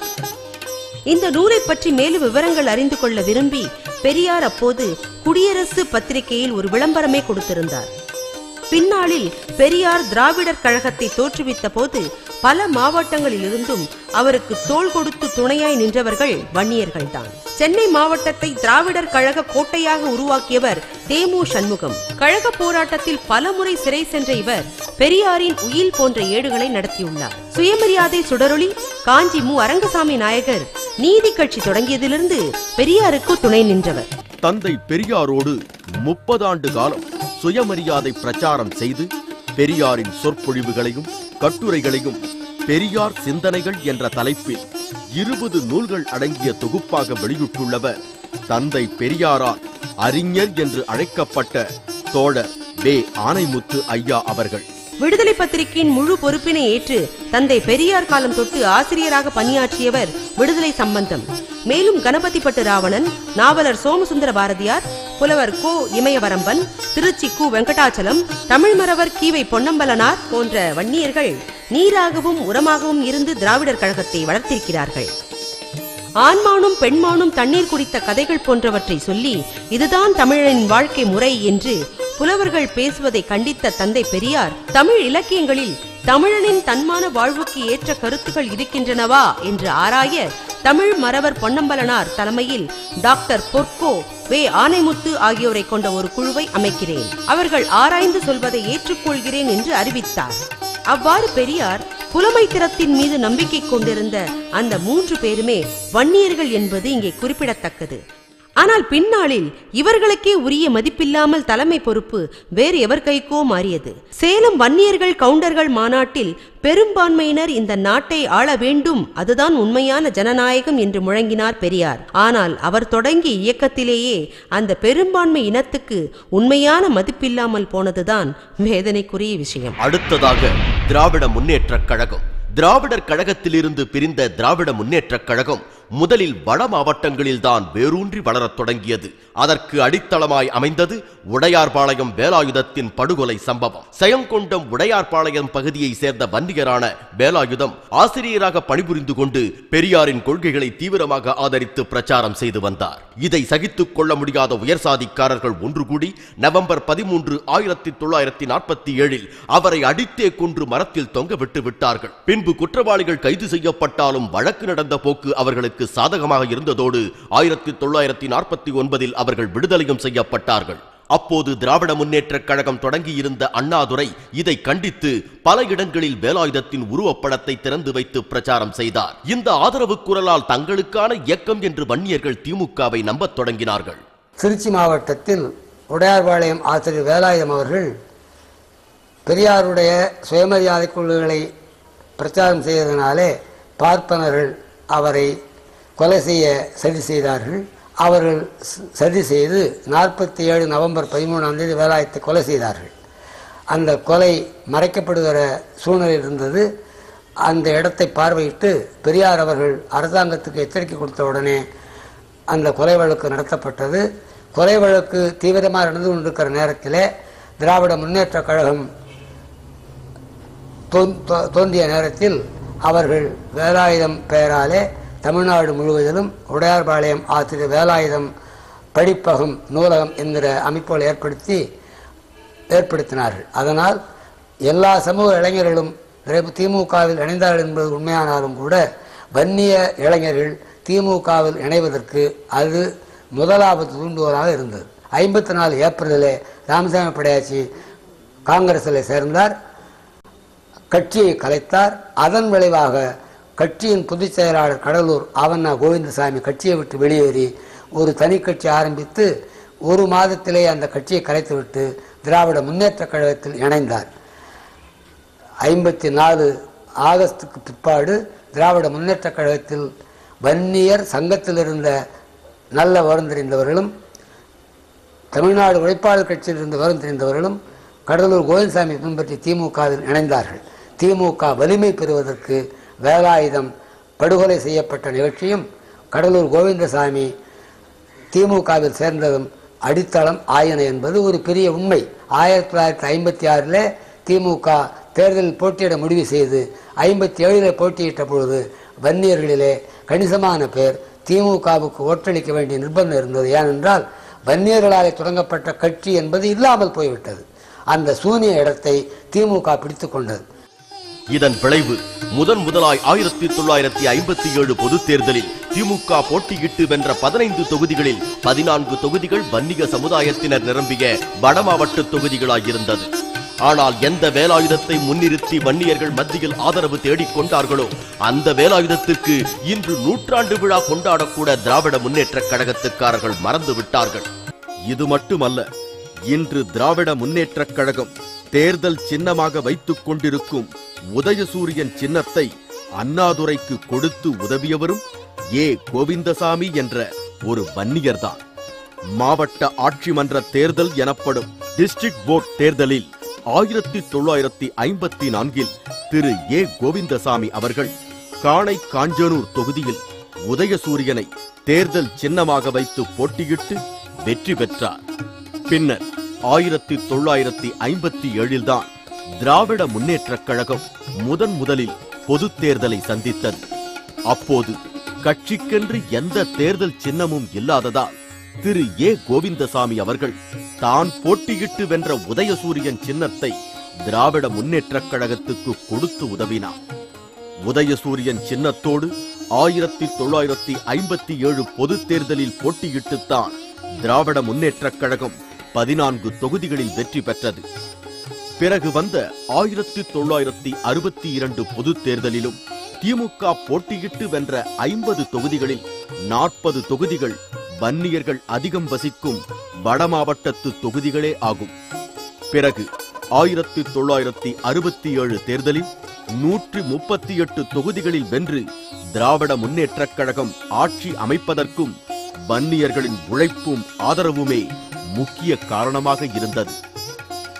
நாடாளும் திறமையும் தகுதியும் இருந்தும் கூட வன்னிய இனம் வாய்ப்புகள் கிடைக்காமல் இலவு காத்த கிளியாகவே இருக்கிறது என்றும் பெரும்பான்மை இனமாக இருக்கும் வன்னிய இனத்துக்கு காங்கிரஸ் கட்சி உரிய பிரதிநிதித்துவத்தை அளிக்கவில்லை என்றும் காங்கிரஸை வசைபாடினார் அண்ணா. ஆனால் அவர் ஆட்சி அமைத்த போது கூட வன்னிய இனத்துக்கு அந்த பிரதிநிதித்துவத்தை தரவில்லை என்பதுதான் வரலாறு சொல்லும் உண்மை. ஆம், 1967 அண்ணாதுரை மந்திரி சபை அமைத்த போது தன் முதலியார் இனத்தைச் சேர்ந்த 4 பேருக்கு அமைச்சர் பதவி தந்துவிட்டு உதயசூரியன் சின்னத்தை தந்து உதவியதற்காக கோவிந்தசாமி என்ற ஒரே ஒரு வன்னியரை மட்டும் அமைச்சராக்கினார். எதிர்க்கட்சியாக இருந்தபோது வன்னியர்கள் மீது காட்டிய பரிவு ஆளும் கட்சியாக ஆனபோது இல்லாமல் போனது ஏன் என்ற கேள்வி கூட எழுப்பத் தோன்றாமல் பரிதாப வன்னியர்கள் தொடர்ந்தும் திராவிட முன்னேற்றக் கழகத்தை தாங்கும் தூண்களாகவே இருந்தார்கள். பிறகு 1971 தேர்தலில் 184 தொகுதிகளில் வென்று கருணாநிதி முதலமைச்சரான போது வென்றதில் 100க்கும் மேற்பட்ட தொகுதிகள் வன்னியர்கள் அதிகம் வசிக்கும் தொகுதிகளே. பிறகு எம்ஜிஆர் திராவிட முன்னேற்ற கழகத்தை விட்டு பிரிந்த சமயத்திலும் வன்னியர்கள் தான் கருணாநிதிக்கு தோள் கொடுத்தார்கள். 1977 தேர்தலில் அண்ணா திராவிட முன்னேற்ற கழகம் வெற்றி பெற்று எம்ஜிஆர் முதலமைச்சரானார். திராவிட முன்னேற்ற கழகம் 48 சட்டமன்ற தொகுதிகளில் மட்டும்தான் வெற்றி பெற்றது. அப்போதும் அதில் 41 தொகுதிகள் வன்னியர்கள் அதிகம் வசிக்கின்ற வடமாவட்ட தொகுதிகளே ஆகும். 1993 வைகோ திராவிட முன்னேற்ற கழகத்தை விட்டு பிரிந்து சென்ற போது ஏற்பட்ட அரசியல் சரிவையும் சரி செய்து தூக்கி நிறுத்த கருணாநிதிக்கு உதவியது நம் மருத்துவர் ஐயாவும் வன்னிய சமுதாயமும் தான். இப்படி அரசியலில் மட்டுமல்ல, 1967 காங்கிரஸ்காரர்களால் தாக்குதலுக்குள்ளாகி சாலையோரத்தில் தூக்கி எறியப்பட்ட போது அவரை காப்பாற்றி உயிர் தண்ணீர் ஊற்றியதும் சைதாப்பேட்டையைச் சேர்ந்த சாரங்கபாணி நாயகர் என்ற வன்னியரே. ஆனால் இதற்காக எல்லாம் வன்னிய சமுதாயத்துக்கு கருணாநிதி செய்த கைமாறு என்ன? 1969 கருணாநிதி முதலமைச்சராக இருந்தபோது சட்டநாதன் தலைமையில் பிற்படுத்தப்பட்டோர் குழு ஒன்று அமைக்கப்பட்டது. பிற்படுத்தப்பட்ட சமூகங்களின் கல்வி, வேலைவாய்ப்பு மற்றும் பொருளாதார நிலையை ஆய்வு செய்யும் நோக்கில் அமைக்கப்பட்ட அந்த குழு 1971 ஆண்டு தனது பரிந்துரையை சமர்ப்பித்தது. அந்த குழு செய்த பரிந்துரைகள்: தமிழ்நாட்டில் பிற்படுத்தப்பட்டோருக்கு இருந்து வரும் இடஒதுக்கீட்டை 25% இருந்து 31% உயர்த்த வேண்டும். அந்த 31% இரண்டாக பிரித்து பிற்படுத்தப்பட்டோருக்கு 15%, வன்னியர் உள்ளிட்ட மிக பிற்படுத்தப்பட்டோருக்கு 16% இடஒதுக்கீடு செய்ய வேண்டும். பிற்படுத்தப்பட்டோர் பட்டியலிலிருந்து முதலியார் உள்ளிட்ட முன்னேறிய சில சாதிகளை உடனடியாக நீக்க வேண்டும். இவற்றோடு குழுவின் முக்கிய நபராக அங்கம் வகித்த நீதிபதி எஸ் சின்னப்பன் மற்றும் நீதிபதி MP ஜஹான் ஹுசேன் மேலும் சில கருத்துக்களை வலியுறுத்தினார்கள். பிற்படுத்தப்பட்டோர் பட்டியலில் உள்ள ஒரு சில சாதியினர் நன்கு வளர்ச்சி அடைந்திருப்பதால் அவர்களை பிற்படுத்தப்பட்டோர் பட்டியலிலிருந்து நீக்க வேண்டும். அரசு அளிக்கும் சலுகைகள் பட்டியலில் உள்ள உயர்ந்த சாதியினரை சென்றடையாமல் கவனமாக செயல்பட வேண்டும். ஒரு குறிப்பிட்ட சமுதாயத்தைச் சேர்ந்தவர்கள் மட்டுமே அரசு துறை வேலை வாய்ப்பில் 86% அனுபவித்துக் கொண்டிருக்கிறார்கள். தமிழக மக்கள் தொகையில் 75% உள்ள வன்னியர் உள்ளிட்ட 156 சாதிகள் வெறும் 14% மட்டுமே வேலை வாய்ப்புகளை அனுபவிக்கின்றனர். இதே நிலை கல்வித்துறையிலும் உள்ளது. இதை மாற்றி மிகவும் பின்தங்கியவர்களை தனியே பிரித்து அவர்களுக்கு 20% இட ஒதுக்கீடு அளிக்க வேண்டும். இதெல்லாம் வன்னியர்களின் தனிப்பட்ட கருத்தல்ல, ஆய்வு செய்து சட்டநாதன் குழு அளித்த பரிந்துரை. இதன்படி வன்னியர் உள்பட்ட மிக பிற்படுத்தப்பட்டவர்களுக்கு 16% இட ஒதுக்கீடு வழங்கப்பட்டிருக்க வேண்டும். முன்னேறிய முதலியார் போன்ற சாதிகளை பிற்படுத்தப்பட்டோர் பட்டியலிலிருந்து நீக்கி இருக்க வேண்டும். ஆனால் இரண்டுமே செய்யப்படவில்லை. மாறாக கொங்கு வேளாளர், கவுண்டர், நாயுடு போன்ற முன்னேறிய சாதிகளையும் கொண்டு வந்து ஓட்டுக்காக பிற்படுத்தப்பட்டோர் பட்டியலில் சேர்த்தார்கள். இதுதான் உழைப்புக்கும் தியாகத்துக்கும் கிடைத்த பரிசு. இதன் பின் 1980 87 வரை 100க்கும் மேற்பட்ட பேரணிகள், மாநாடுகள், போராட்டங்கள் எல்லாம் மருத்துவர் ஐயாவின் தலைமையில் நடந்த பின்புதான் 1989 20% மிகவும் பிற்படுத்தப்பட்டோருக்கு இடஒதுக்கீடு அளிக்கப்பட்டது.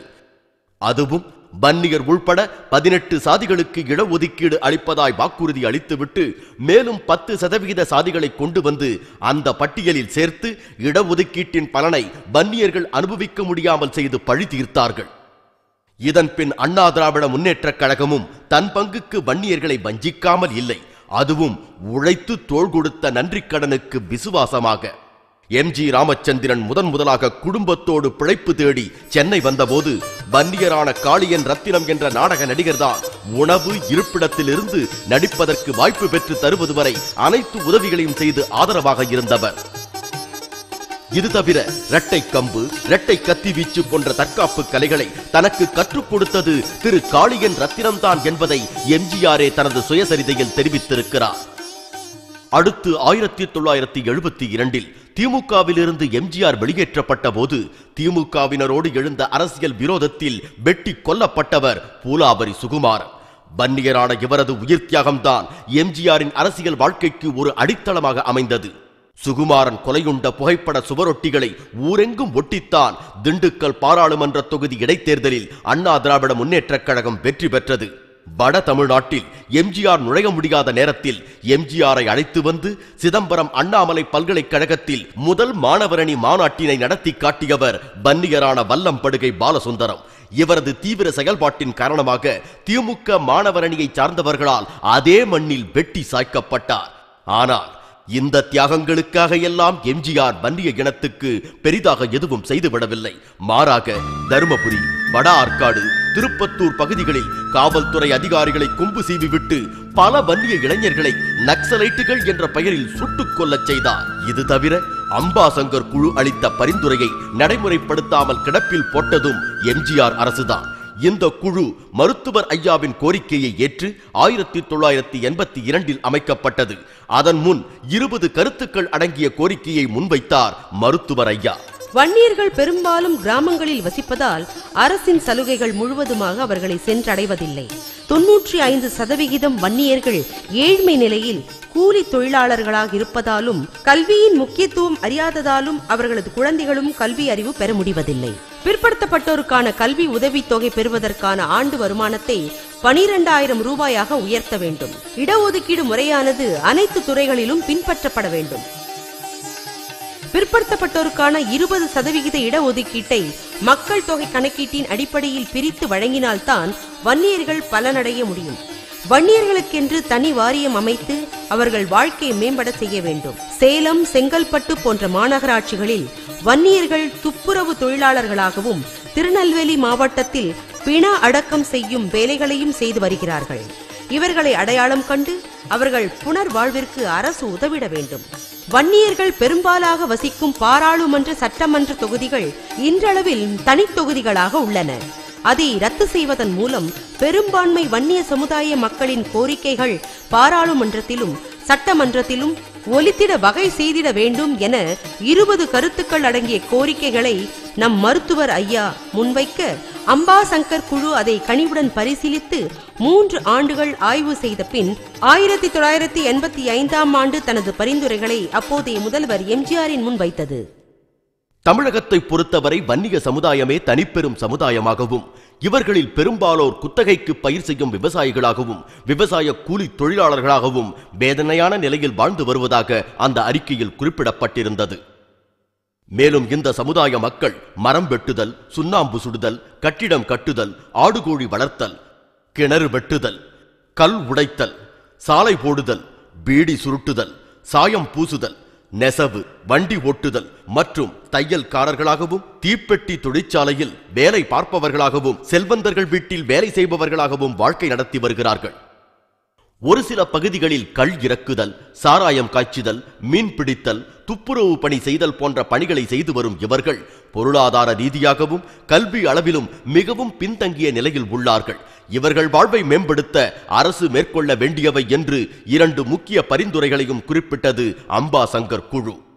சட்டநாதன் குழுவைப் போல அம்பாசங்கர் குழுவின் இந்த பரிந்துரையும் பிற்படுத்தப்பட்டோர் பட்டியலில் உள்ள ஒரு சில சாதிகள் சமுதாயத்தில் நன்கு முன்னேறிய நிலையில் இருப்பதால் பிற்படுத்தப்பட்டோர் பிரிவில் இருந்து இந்த சாதிகளை உடனடியாக நீக்க வேண்டும் என்று குறிப்பிட்டது. இரண்டாவதாக, வன்னியர்கள் அனைத்து துறையிலும் மிகவும் பின்தங்கிய நிலையில் இருப்பதால் இவர்களை மிகவும் பிற்படுத்தப்பட்டோர் என்று அறிவித்து இவர்களுக்கு தனி இட ஒதுக்கீடு அளிக்க வேண்டும் என்றும் குறிப்பிட்டிருந்தது. ஆனால் சட்டநாதன் குழுவின் அறிக்கையை அமல்படுத்தாமல் கிடப்பில் போட்டு கருணாநிதி வன்னிய இனத்துக்கு துரோகம் செய்தது போல அம்பாசங்கர் குழுவின் பரிந்துரையை கிடப்பில் போட்டு எம்ஜிஆரும் தன் பங்குக்கு வன்னியர்களுக்கு ஒரு துரோகத்தை செய்தார். அதன் பின் கல்வித்துறையிலும் வேலை வாய்ப்பிலும் பிற்படுத்தப்பட்டோர் பட்டியலில் இருந்த 213 சாதிகளோடு போட்டி போட வேண்டியிருந்ததால் எந்த உயர்வையும் காண முடியாமல் மேலும் பின்னோக்கி தள்ளப்பட்டது வன்னியர் சமுதாயம். எம்ஜிஆருக்காக அடிபட்டு கொடிகட்டி ரத்தம் சிந்தி உயிர் பலியும் தந்து நடிகராய் இருந்தவரை இறுதி வரை நாடாளவும் வைத்த வன்னிய சமுதாயத்துக்கு அவர் ஆற்றிய நன்றி கடன் இதுதான். இத்தோடு முடிந்து போய்விடவில்லை. ஒவ்வொரு முறை முதுகில் குத்தப்பட்ட போதும் கூட மானம் மறந்து சில பேரை முதுகில் சுமந்து கொண்டுதான் திரிகிறார்கள். மழுங்கி போன இன உணர்வை இவர்களுக்கு காலம்தான் ஊட்ட வேண்டும். இறுதியாய் செல்வி ஜெயலலிதா. தன்னை தவிர அரசியல் கவர்ச்சிக்கும் மேடையேறி வாக்கு சேகரிக்கவும் ஒரு நடிகையும் தேவைப்பட்டது எம்ஜிஆருக்கு. தன்னோடு இணையாய் நடித்த யார் யாரையோ அவர் பரிசீலிக்க அவரிடம் ஜெயலலிதா தான் பொருத்தமானவர் என்று பரிந்துரைத்து அவரது அரசியல் பிரவேசத்துக்கு காரணமாக இருந்தவர் பன்ருட்டி ராமச்சந்திரன் என்ற வன்னியர்தான். மாவட்ட ஆட்சித்தலைவராக இருந்த சந்திரலேகாவின் கீழ் மக்கள் தொடர்பு அதிகாரியாக பணியாற்றிய நடராசனை அழைத்து ஜெயலலிதா தங்குவதற்கு ஏற்பாடுகளை செய்ய சொன்னவரும் பன்ருட்டி ராமச்சந்திரன் தான். அதன்பின் தான் நடராசனின் மனைவி சசிகலாவோடு நட்பு ஏற்பட்டு உடன்பிறவா சகோதரியானார். எம்ஜிஆர் மறைவுக்கு பின் அதிமுக இரண்டாக பிரிந்தபோது ஜெயலலிதாவை பன்ருட்டியார் தலைமையிலான 4 அணிதான் முன்னிலைப்படுத்தியது. 1996 தேர்தலுக்கு பின் ஜெயலலிதாவின் அரசியல் வாழ்க்கை சூன்யமாகும் நிலை ஏற்பட்டது. பின்பு 1998 வந்த பாராளுமன்ற தேர்தலில் நம் மருத்துவர் ஐயாவின் தயவால் கூட்டணி வைத்துக் கொண்டுதான் அண்ணா திராவிட முன்னேற்ற கழகம் பெரும்பான்மையான தொகுதிகளில் வெற்றி பெற்றது. தொடர்ந்து 5 ஆண்டு காலமும் பாட்டாளி மக்கள் கட்சியினர்தான் ஜெயலலிதாவுக்கு துணை நின்றார்கள். அடுத்து 2001 சட்டமன்ற தேர்தலிலும் வன்னியர்கள் ஆதரவால் தான் ஜெயலலிதா வெற்றி பெற்று முதல்வரானார். ஆனால் அவர் ஆட்சியால் நன்மை அனுபவித்தவர்கள் எல்லாம் அவர் உடன்பிறவா சகோதரி சசிகலாவின் சமூகத்தை சார்ந்தவர்கள்தான். 27 அமைச்சர்கள் கொண்ட அவையில் 2 வன்னியர்களுக்கு மட்டும் இடம் கொடுக்கப்பட்டது. செய்த உதவிகளை மறந்தது ஒருபுறம் என்றால் பொய் வழக்குகள் போட்டும் மரம் வெட்டிகள் என்று வன்னியர்களை இழிவாக பேசியவரும் ஜெயலலிதா தான். இப்படி எத்தனை துரோகங்கள்! இரத்த கலப்பை மறந்ததால் வருகிறவர் போகிறவர்களின் எத்தான பேச்சை நம்பி சத்தில்லாத வாழ்க்கை வாழ்ந்தது எத்தனை காலம்! பாடுபட்டும் பறிக்கை இல்லாதொரு பட்டியில் மாடாய் கேடு கெட்டவர்கள் காலில் எல்லாம் விழுந்து பிழைத்ததும் தான் எத்தனை காலம்! போர் என்று வந்தால் வாளெடுத்து சுழற்றலாம், வல்லமை காட்டலாம். ஆனால் அரசியல் என்று வந்தபோது அதன் சூழ்ச்சிகள் புரிபடவில்லையே நமக்கு. வெகுளிகளாய் வாழ்ந்து வீணர்களாய் போனோமே. மாறாதா இந்த நிலை, மடியாதா நமது அவலம் என்று கதியறியாது திசை புரியாது நின்றபோதுதான் நாதியற்று போகவில்லை நீங்கள், நான் இருக்கிறேன் உங்களுக்கு என்று திண்டிவனத்தில் ஒரு களப்போராளி தோன்றினார். Mao Zedong, Martin Luther King, Mandela, Che Guevara என்று மற்ற தேசத்து போராளிகள் வரலாற்றை படித்து மட்டுமே அறிந்த நமக்காகவே பிறந்த ஒரு வரலாற்றை பார்த்து அறியும் பாக்கியமே கிடைத்தது. வேள்வி தீயில் விளைந்த இன்னொரு வீர வன்னிய மகராசனாய் அவர் அவதரித்து தன் யுத்தத்தை தொடங்கிய பின்புதான் திசைக்கு திசை சிதறி கிடந்த வன்னியினம் ஒன்றுபட்டதும் இன்று வென்று நிற்பதும் இதோ வன்னியினம் மீண்டும் அவரால் தலை நிமிர்ந்த வரலாறு.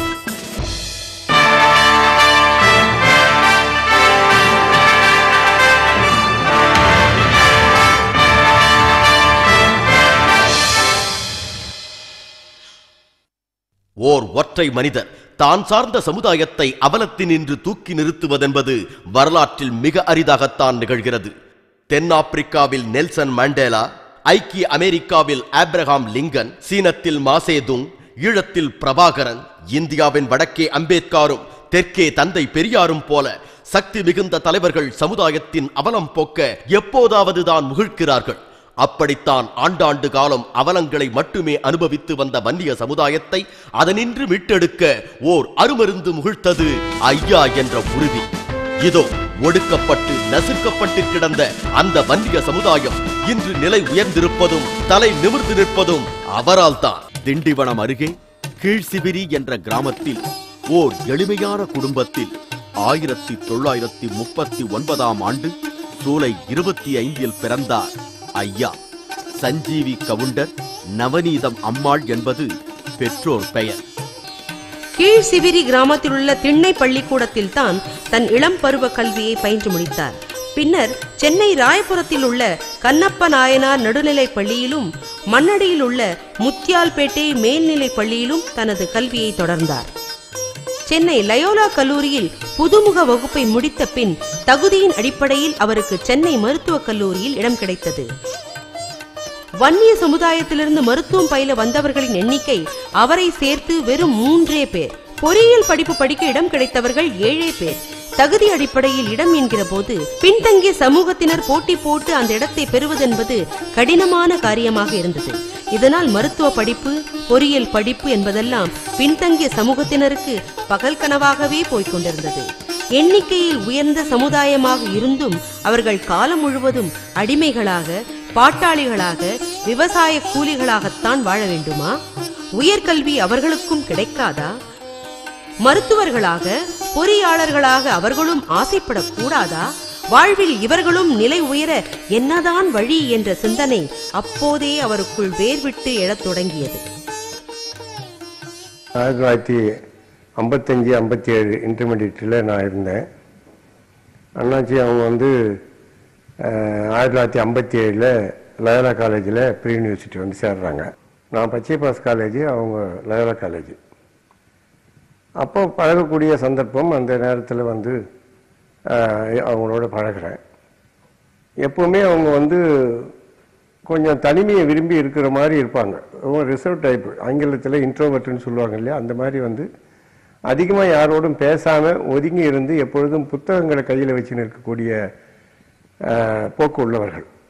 எப்பொழுதும் படித்து கொண்டே இருப்பார்கள், தனிமையாக இருப்பார்கள், எப்பொழுதும் சிந்தித்து கொண்டு இருப்பது போல் தான் இருப்பார்கள். அந்த காலத்திலே அந்த பருவத்திலேயே தந்தை பெரியார் அவர்களிடத்திலே அவர்கள் அதிக ஈடுபாடு காட்டினார்கள். எங்கே பொதுக்கூட்டங்கள், தந்தை பெரியார் கூட்டங்கள் நடந்தாலும் நடந்தே சென்று பார்க்கக்கூடிய அந்த கூட்டத்தை செல்லக்கூடிய அளவிற்கு மனநிலை உள்ளவர்கள். அப்பொழுது இருந்த தலைவர்கள், வன்னிய சமுதாயத்தை சேர்ந்த தலைவர்கள் சரியாக அந்த மக்களுடைய தேவைகளையோ மக்களுடைய நலன்களையோ விரும்பாத காரணத்தினால் அவர்கள் தங்களை பற்றிய நினைத்து கொண்டதனால் இப்படி தன்னை மறந்து இந்த சமுதாயத்திற்கு செய்யக்கூடிய அளவிற்கு ஒரு தலைவர் நமக்கு உருவாக மாட்டாரா என்ற சிந்தனை அவர் நெஞ்சிலே இருந்திருக்கிறது. அவர் பேசும்போது அதையெல்லாம் தோன்றும். ஆனால் 1967 அவர்கள் படிப்பை முடித்து ஒரு மருத்துவராக வந்தபோது அவர் நடந்து கொண்ட விதம், மக்களிடத்திலே அவர் நடந்து கொண்ட விதம் எவ்வளவு ஏழ்மையாக இருந்தாலும், எவ்வளவு அழுக்காக கிராமத்திலிருந்து மக்கள் வந்தாலும் கூட அன்பாக பக்கத்திலே உட்கார வைத்து அவர்கள் சொல்லும் கதையை மிக அந்யோன்யமாக அமர்ந்து கேட்டு மிக பக்குவமாக அதை புரிந்து கொண்டு வெறும் 2 ரூபாய்க்கு மேல் அவர்கள் வாங்கவே மாட்டார்கள். நான் பக்கத்தில் இருந்து பல முறை பார்த்திருக்கிறேன். 2 ரூபாய், 3 வேளை மருந்து ஒரு ஊசி போட்டு 2 ரூபாய் வாங்குவார். சில சமயம் அது கூட இல்லாமல் வரக்கூடிய மக்களுக்கு இவர் 2 ரூபாய் எடுத்து கொடுத்து சாப்பிட்டு விட்டு போங்கள் என்று சொல்வார். அப்படி அவர் தன் மருத்துவ தொழிலை அவர்கள் நடத்தினார்கள். அதை ஒரு தொழிலாக நடத்தாமல் ஒரு துண்டாக நடத்தினார்கள்.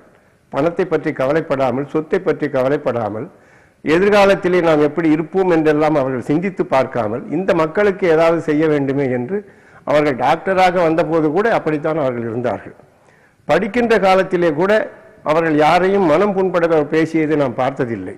அவர்கள் உழைத்த உழைப்புக்கும் அவர்களுடைய சிந்தனைக்கும் அவர்களுடைய திறமைக்கும் அறிவு ஆற்றலுக்கும் அனைத்து மக்களையும் அரவணைத்துக் கொள்ள வேண்டும் என்ற அந்த தூய மனதிற்கும் உயர்வான எண்ணத்திற்கும் அவர்களுடைய சௌகரியங்கள் அவருடைய கால் தூசு மாதிரி. காலம் முழுக்க வறுமை சேற்றில் உழன்றவர்களால் தகுதி அடிப்படையில் முன்னேறிய வகுப்பினரோடு போட்டி போட முடியாது. ஆனால் அவர்களுக்கும் உயர்கல்வி கிடைக்க வேண்டும் என்றால் அதற்கு தனி இடம் ஒதுக்கப்பட வேண்டும். இட ஒதுக்கீடு அது ஒன்றுதான் இதற்கு வழி. ஆனால் அந்த இட ஒதுக்கீட்டை எப்படி பெறுவது? ஆண்டாண்டு காலமாய் அனுபவித்து வந்ததையெல்லாம் மேல் சாதிக்காரர்கள் அவ்வளவு சுலபமாய் விட்டுக் கொடுத்து விடுவார்களா? மாட்டார்கள். போராடித்தான் பெற வேண்டும். அந்த போராட்டத்துக்கு வன்னிய சமுதாய மக்களை ஒன்றிணைக்க வேண்டும், அவர்களை ஆயத்தப்படுத்த வேண்டும். இதை தனது முதல் பணியாக கொண்டு களமிறங்கிய ஐயா தனித்தனியாக சிதறி கிடந்த ஒவ்வொரு வன்னிய சங்க பிரதிநிதிகளையும் சந்தித்து பேசினார். அடைய வேண்டிய லட்சியத்தையும் அதற்கு ஓரணியாய் செயல்பட வேண்டிய அவசியத்தையும் வலியுறுத்தினார். 1980 திண்டிவனத்தில் உள்ள ஐயாவின் வீட்டில் முதல் வன்னியர் சங்க கூட்டம் நடைபெற்றது. அப்போது தன் சமுதாயம் தலை நிமிர வேண்டும் என்பது தவிர பதவியோ தலைமையோ அல்ல தனது நோக்கம் என்பதை தெளிவாய் புரிய வைத்தார் ஐயா. இதற்காக நிறுவனராக மட்டுமே நான் இருப்பேன் என்று சொன்னதோடு பதவிக்காக சட்டமன்றத்தையோ பாராளுமன்றத்தையோ தன் கால்கள் மிதிக்காது என்று சத்தியம் செய்தார். தன்னலமற்ற ஐயாவின் தாயுள்ளத்தை புரிந்து கொண்டு வன்னிய சமுதாயம் அவர் பின் அணி திரள ஆரம்பித்தது. ஐயா அவர்கள் எங்களை அழைத்து இடஒதுக்கீடு வாங்கி தர வேண்டும், வன்னிய சமுதாய மக்கள் வாழ வேண்டும் என்று சொல்லி சென்னை நகருக்கு வந்த பிறகு சென்னையில் இருந்த மக்களுக்கு நாங்கள் ஒவ்வொரு பகுதியாக சென்று நம்ம மக்கள் எங்கே இருக்கார்கள், வன்னியர் எங்கே இருக்கா திரும்பும்போது ஒரு பகுதியை சென்றால் அங்கே 4 பேர் வன்னியர் இருப்பார், பக்கத்தில் பல்வேறு சமுதாய மக்கள் இருப்பார்கள். அவர்களால் எங்களை ஏசுவார்கள், திட்டுவார்கள், எங்களை ஆள் வச்சு அடிப்பார்கள். அதெல்லாம் தாங்கி கொண்டு அந்த காலத்திலே ஐயா அப்படி அந்த வீரத்தோடு எங்களுக்கு உணர்வு ஊட்டினாரோ அந்த உணர்வு தான் இன்றைக்கு இந்த மக்களை இன்றைக்கு ஒன்று திரண்டு இன்றைக்கு அமைச்சராக, நாடாளுமன்ற உறுப்பினர்கள், சட்டமன்ற உறுப்பினராக உருவாக்கப்பட்டது. ஆனால் முதல் ஐயா அவர்கள் எங்களுக்கு பாட்டாளி மக்கள் கட்சி ஆரம்பிப்போம்லாம் சொல்லவில்லை. மிகவும் பிற்படுத்தப்பட்ட மக்களுக்கு நம்ம வன்னிய சமுதாய மக்கள் இடஒதுக்கீடு வாங்க வேண்டும், 20% இடஒதுக்கீடு வாங்கி தர வேண்டும் சொல்லி எங்களை அழைத்தார்கள். அதுக்கு பின்னால் ஐயா பின்னர் சென்றோம், கண்ணை மூடிக்கொண்டு சென்றோம். ஐயா அழைத்த ஒவ்வொரு பகுதியை கூப்பிட்டோம். அங்கே போய் 10 பேர், 20 பேர், 50 பேர் வைத்துக்கொண்டு சென்னையில் பல்வேறு பகுதியில் குடியேற்றினோம். ஐயா போகாத ஜெயிலில், ஐயா போடாத கிராமங்களில், நம்ம இந்த வட மாவட்டத்துக்கு முழுவதும் நான் பல்வேறு கிராமத்துக்கு ஐயாவோட போயிடுறேன். ஐயா ஒரு கூட்டம் சொன்னால் உடனே இந்த 3 வண்டி இருக்க வண்டி உடனே 20 பேர் எடுத்துன்னு உடனே போய்டும். ஐயா கூட்டம் இப்போ செங்கல்பட்டு கூட்டம் சொன்னால் உடனே போய்டுவேன். திண்டிவந்த கூட்டம் தெரியல மாநாடு சொன்னா கிட்டத்தட்ட அனைத்து மாவட்டத்திலும் வன்னியர் சங்க மாநாடு நடத்தணும். 1980 தந்தை பெரியார் பிறந்த மண்ணான ஈரோட்டில் உள்ள கருங்கல் பாளையத்தில் சங்கத்தின் முதல் மாநாடு நடத்தப்பட்டு அனைத்து வகுப்பினருக்கும் அவரவர் எண்ணிக்கைக்கேற்ப இடஒதுக்கீடு வழங்க வேண்டும் என்ற தீர்மானம் நிறைவேற்றப்பட்டது. தொடர்ந்து 1982 மாவட்ட வாரியாக இருந்த 27 வன்னிய சங்க பிரதிநிதிகளையும் அழைத்து ஒரே அங்கமாக செயல்பட வழி செய்தார். வன்னியர்கள் வாழ்வில் இனி என்றும் மங்களம் நிறைய வேண்டும் என்பதை உறுதி செய்ய மஞ்சள் நிற கொடியையும் அதில் நாம் அக்னி வழி வந்தவர்கள் என்பதை உணர்த்த அக்னி குண்டத்தையும் பொருத்தி இதுவே இனி நம் குலக்கொடி என்ற அடையாளம் காட்டினார்கள். இதற்கு பின் வன்னிய சங்கத்தின் வளர்ச்சி 4 கால் பாய்ச்சலில் வேகம் பிடித்தது என்றால் அன்று நம் ஐயா தேக நலம் பாராமல் உழைத்த உழைப்பும் செய்த முயற்சிகளும் தான் காரணம். தொடர்ந்து 5 ஆண்டுகள் தன் மருத்துவ தொழிலையும் பார்த்துக் கொண்டு வாரத்தில் சனி ஞாயிறு 2 நாட்களில் மாவட்ட வாரியாக தேதி கொடுத்து பிரச்சாரம் செய்தார். வாரம் முழுவதும் மருத்துவ தொழிலில் வரும் வருமானத்தை எடுத்துக்கொண்டு கிராமம் கிராமமாக சென்று இடஒதுக்கீட்டின் அவசியத்தை உணர்த்தி அதை நாம் போராடித்தான் பெற வேண்டும் என்று மக்களை தயார்படுத்தினார். 50 ஆண்டுகளுக்கு முன் பகுத்தறிவு பகலவன் தந்தை பெரியார் மக்களிடம் விழிப்புணர்வை ஏற்படுத்த அறிக்கையின் விளக்கை கையில் எடுத்துக்கொண்டு கிராமம் கிராமமாக சென்று செய்த பிரச்சாரத்துக்கு சமமானது அவரது பிரச்சாரமும்.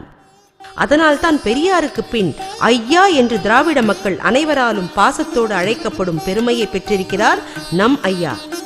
மக்கள் சிந்தனையை தூண்ட மஞ்சள் குல கொடியை பட்டி தொட்டியெல்லாம் ஏற்றி வைத்து அவர் செய்த விழிப்புணர்வு பிரச்சாரத்தால் 10, 100, 1000 என்று கிராமங்கள் தோறும் வன்னியர் சங்கம் வளர்ந்தது.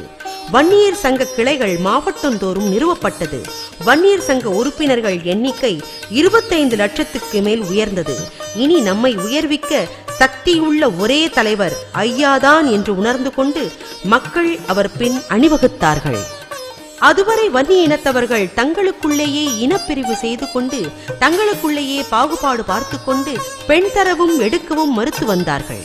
இந்த பிற்போக்கான நிலை ஐயாவின் வருகையை அடுத்துத்தான் முற்றிலுமாக மாறியது. வன்னியர்கள் அனைவரும் ஒரு தாய் மக்கள் என்ற உணர்வினை பெற்றார்கள். ஐயாவின் மகத்தான சாதனைகளில் இதுதான் முதலாவது. அடுத்து ஆண்டுதோறும் சித்திரை முழு நிலவு நாள் திருவிழாவை மகாபலிபுரத்தில் வன்னியர் இளைஞர் சித்திரை முழுநிலவு பெருவிழாவாக கொண்டாட ஏற்பாடு செய்தார். அதே போல ஆண்டுதோறும் பூம்புகாரில் நடைபெற்று வந்த ஆடி திருவிழாவை வன்னியர் மகளிர் பெருவிழாவாக கொண்டாடவும் ஏற்பாட்டை தொடங்கி வைத்தார். குன்றாத எழுச்சியோடு இந்த பெருவிழாக்கள் தொடர்ந்து ஆண்டுதோறும் நடத்தப்பட்டு வருகின்றன. ஐயா அழைக்கிறார், ஐயா அழைக்கிறார், ஆணும் பெண்ணும் ஓடி வாங்க ஐயா அழைக்கிறார், ஆளும் நேரம் ஓடி வாங்க ஐயா அழைக்கிறார், ஐயா அழைக்கிறார், ஐயா அழைக்கிறார், ஆளும் பெண்ணும் ஓடி வாங்க ஐயா அழைக்கிறார், ஆளும் நேரம் ஓடி வாங்க ஐயா அழைக்கிறார். உழைக்கின்ற மக்கள் வன்னிய மக்கள், உழைத்து உருக்குலைந்து போன மக்கள் வன்னிய மக்கள், எல்லோருக்கும் சோறு போடுகின்ற மக்கள் இந்த வன்னிய மக்கள், எல்லோருக்கும் கட்டடம் கட்டி கொடுக்கின்ற மக்கள் இந்த மக்கள். ஆனால் இந்த மக்களுடைய நிலை என்ன? கடைசி கோடியிலே, பாட்டத்திலே, அடிமட்டத்திலே, கடைசி கோடியிலே வாழ்கின்ற நிலை இன்றைக்கு வறிய நிலையிலே, ஏமாற்றப்பட்ட நிலையிலே, வஞ்சிக்கப்பட்ட நிலையிலே, வாழ்விழந்த நிலையிலே, எல்லா நிலையிலும் இந்த வன்னியர்கள் தள்ளப்பட்டார்களே. இதற்கு யார் காரணம்? யார் காரணம்? என்னுடைய இளைஞர்கள் கூட்டம், என்னுடைய சமுதாயத்து இளைஞர்கள் கூட்டம், என்னுடைய பெண்கள் கூட்டம், இந்த ஒட்டுமொத்த சமுதாய கூட்டம் இதை உணர்ந்தால் உணர்ந்த மறுநாளே ஒரு வன்னியன் கோட்டையிலே ஆண்ட பரம்பரை மீண்டும் ஒரு முறை ஆள நினைப்பதில் என்ன குறை, என்ன தவறு என்று கேட்டார் மாவீரன். ஒவ்வொரு வன்னியனும் வேட்பாளராக நிற்கின்ற வன்னியன் நாமினேஷன் போட்டுவிட்டு அவன் வீட்டிலே இருக்கலாம். நாமினேஷன் போட்டுவிட்டு வீட்டிலே இருக்கலாம். ஓட்டு கேட்க தேவையில்லை. ஒவ்வொரு வன்னியனும் அந்த ஓட்டை போட்டால் ஒவ்வொரு வன்னிய குடும்பமும் ஒவ்வொரு இளைஞனும் பாடுபட்டால் வேட்பாளர் எங்கும் போக வேண்டியதில்லை. இந்த ராமதாஸ் தெரு தெருவாக ஊர் ஊராக போக வேண்டியதில்லை. நம்முடைய சின்னையா அவர்கள் எங்கும் பிரச்சாரத்துக்கு போக தேவையில்லை. இதுதானே உத்தரப்பிரதேசத்திலே மாயாவதி செய்து காட்டினார் அந்த அற்புதத்தை. இந்த ராமதாஸ் நோட்டுக்கும் சீட்டுக்கும் விலை போகிறவன் அல்ல. என் மானம்தான் பெரியது இந்த ராமதாசுக்கு. இந்த வன்னிய குல சத்திரிய இந்த வம்சம் இந்த குலம் தழைக்க வேண்டும், இடஒதுக்கீடு பெற வேண்டும், கல்வி பெற வேண்டும், இடஒதுக்கீடு பெற வேண்டும், வேலை வாய்ப்பு பெற வேண்டும். இதுதான் என் லட்சியம், என் உயிர் மூச்சு.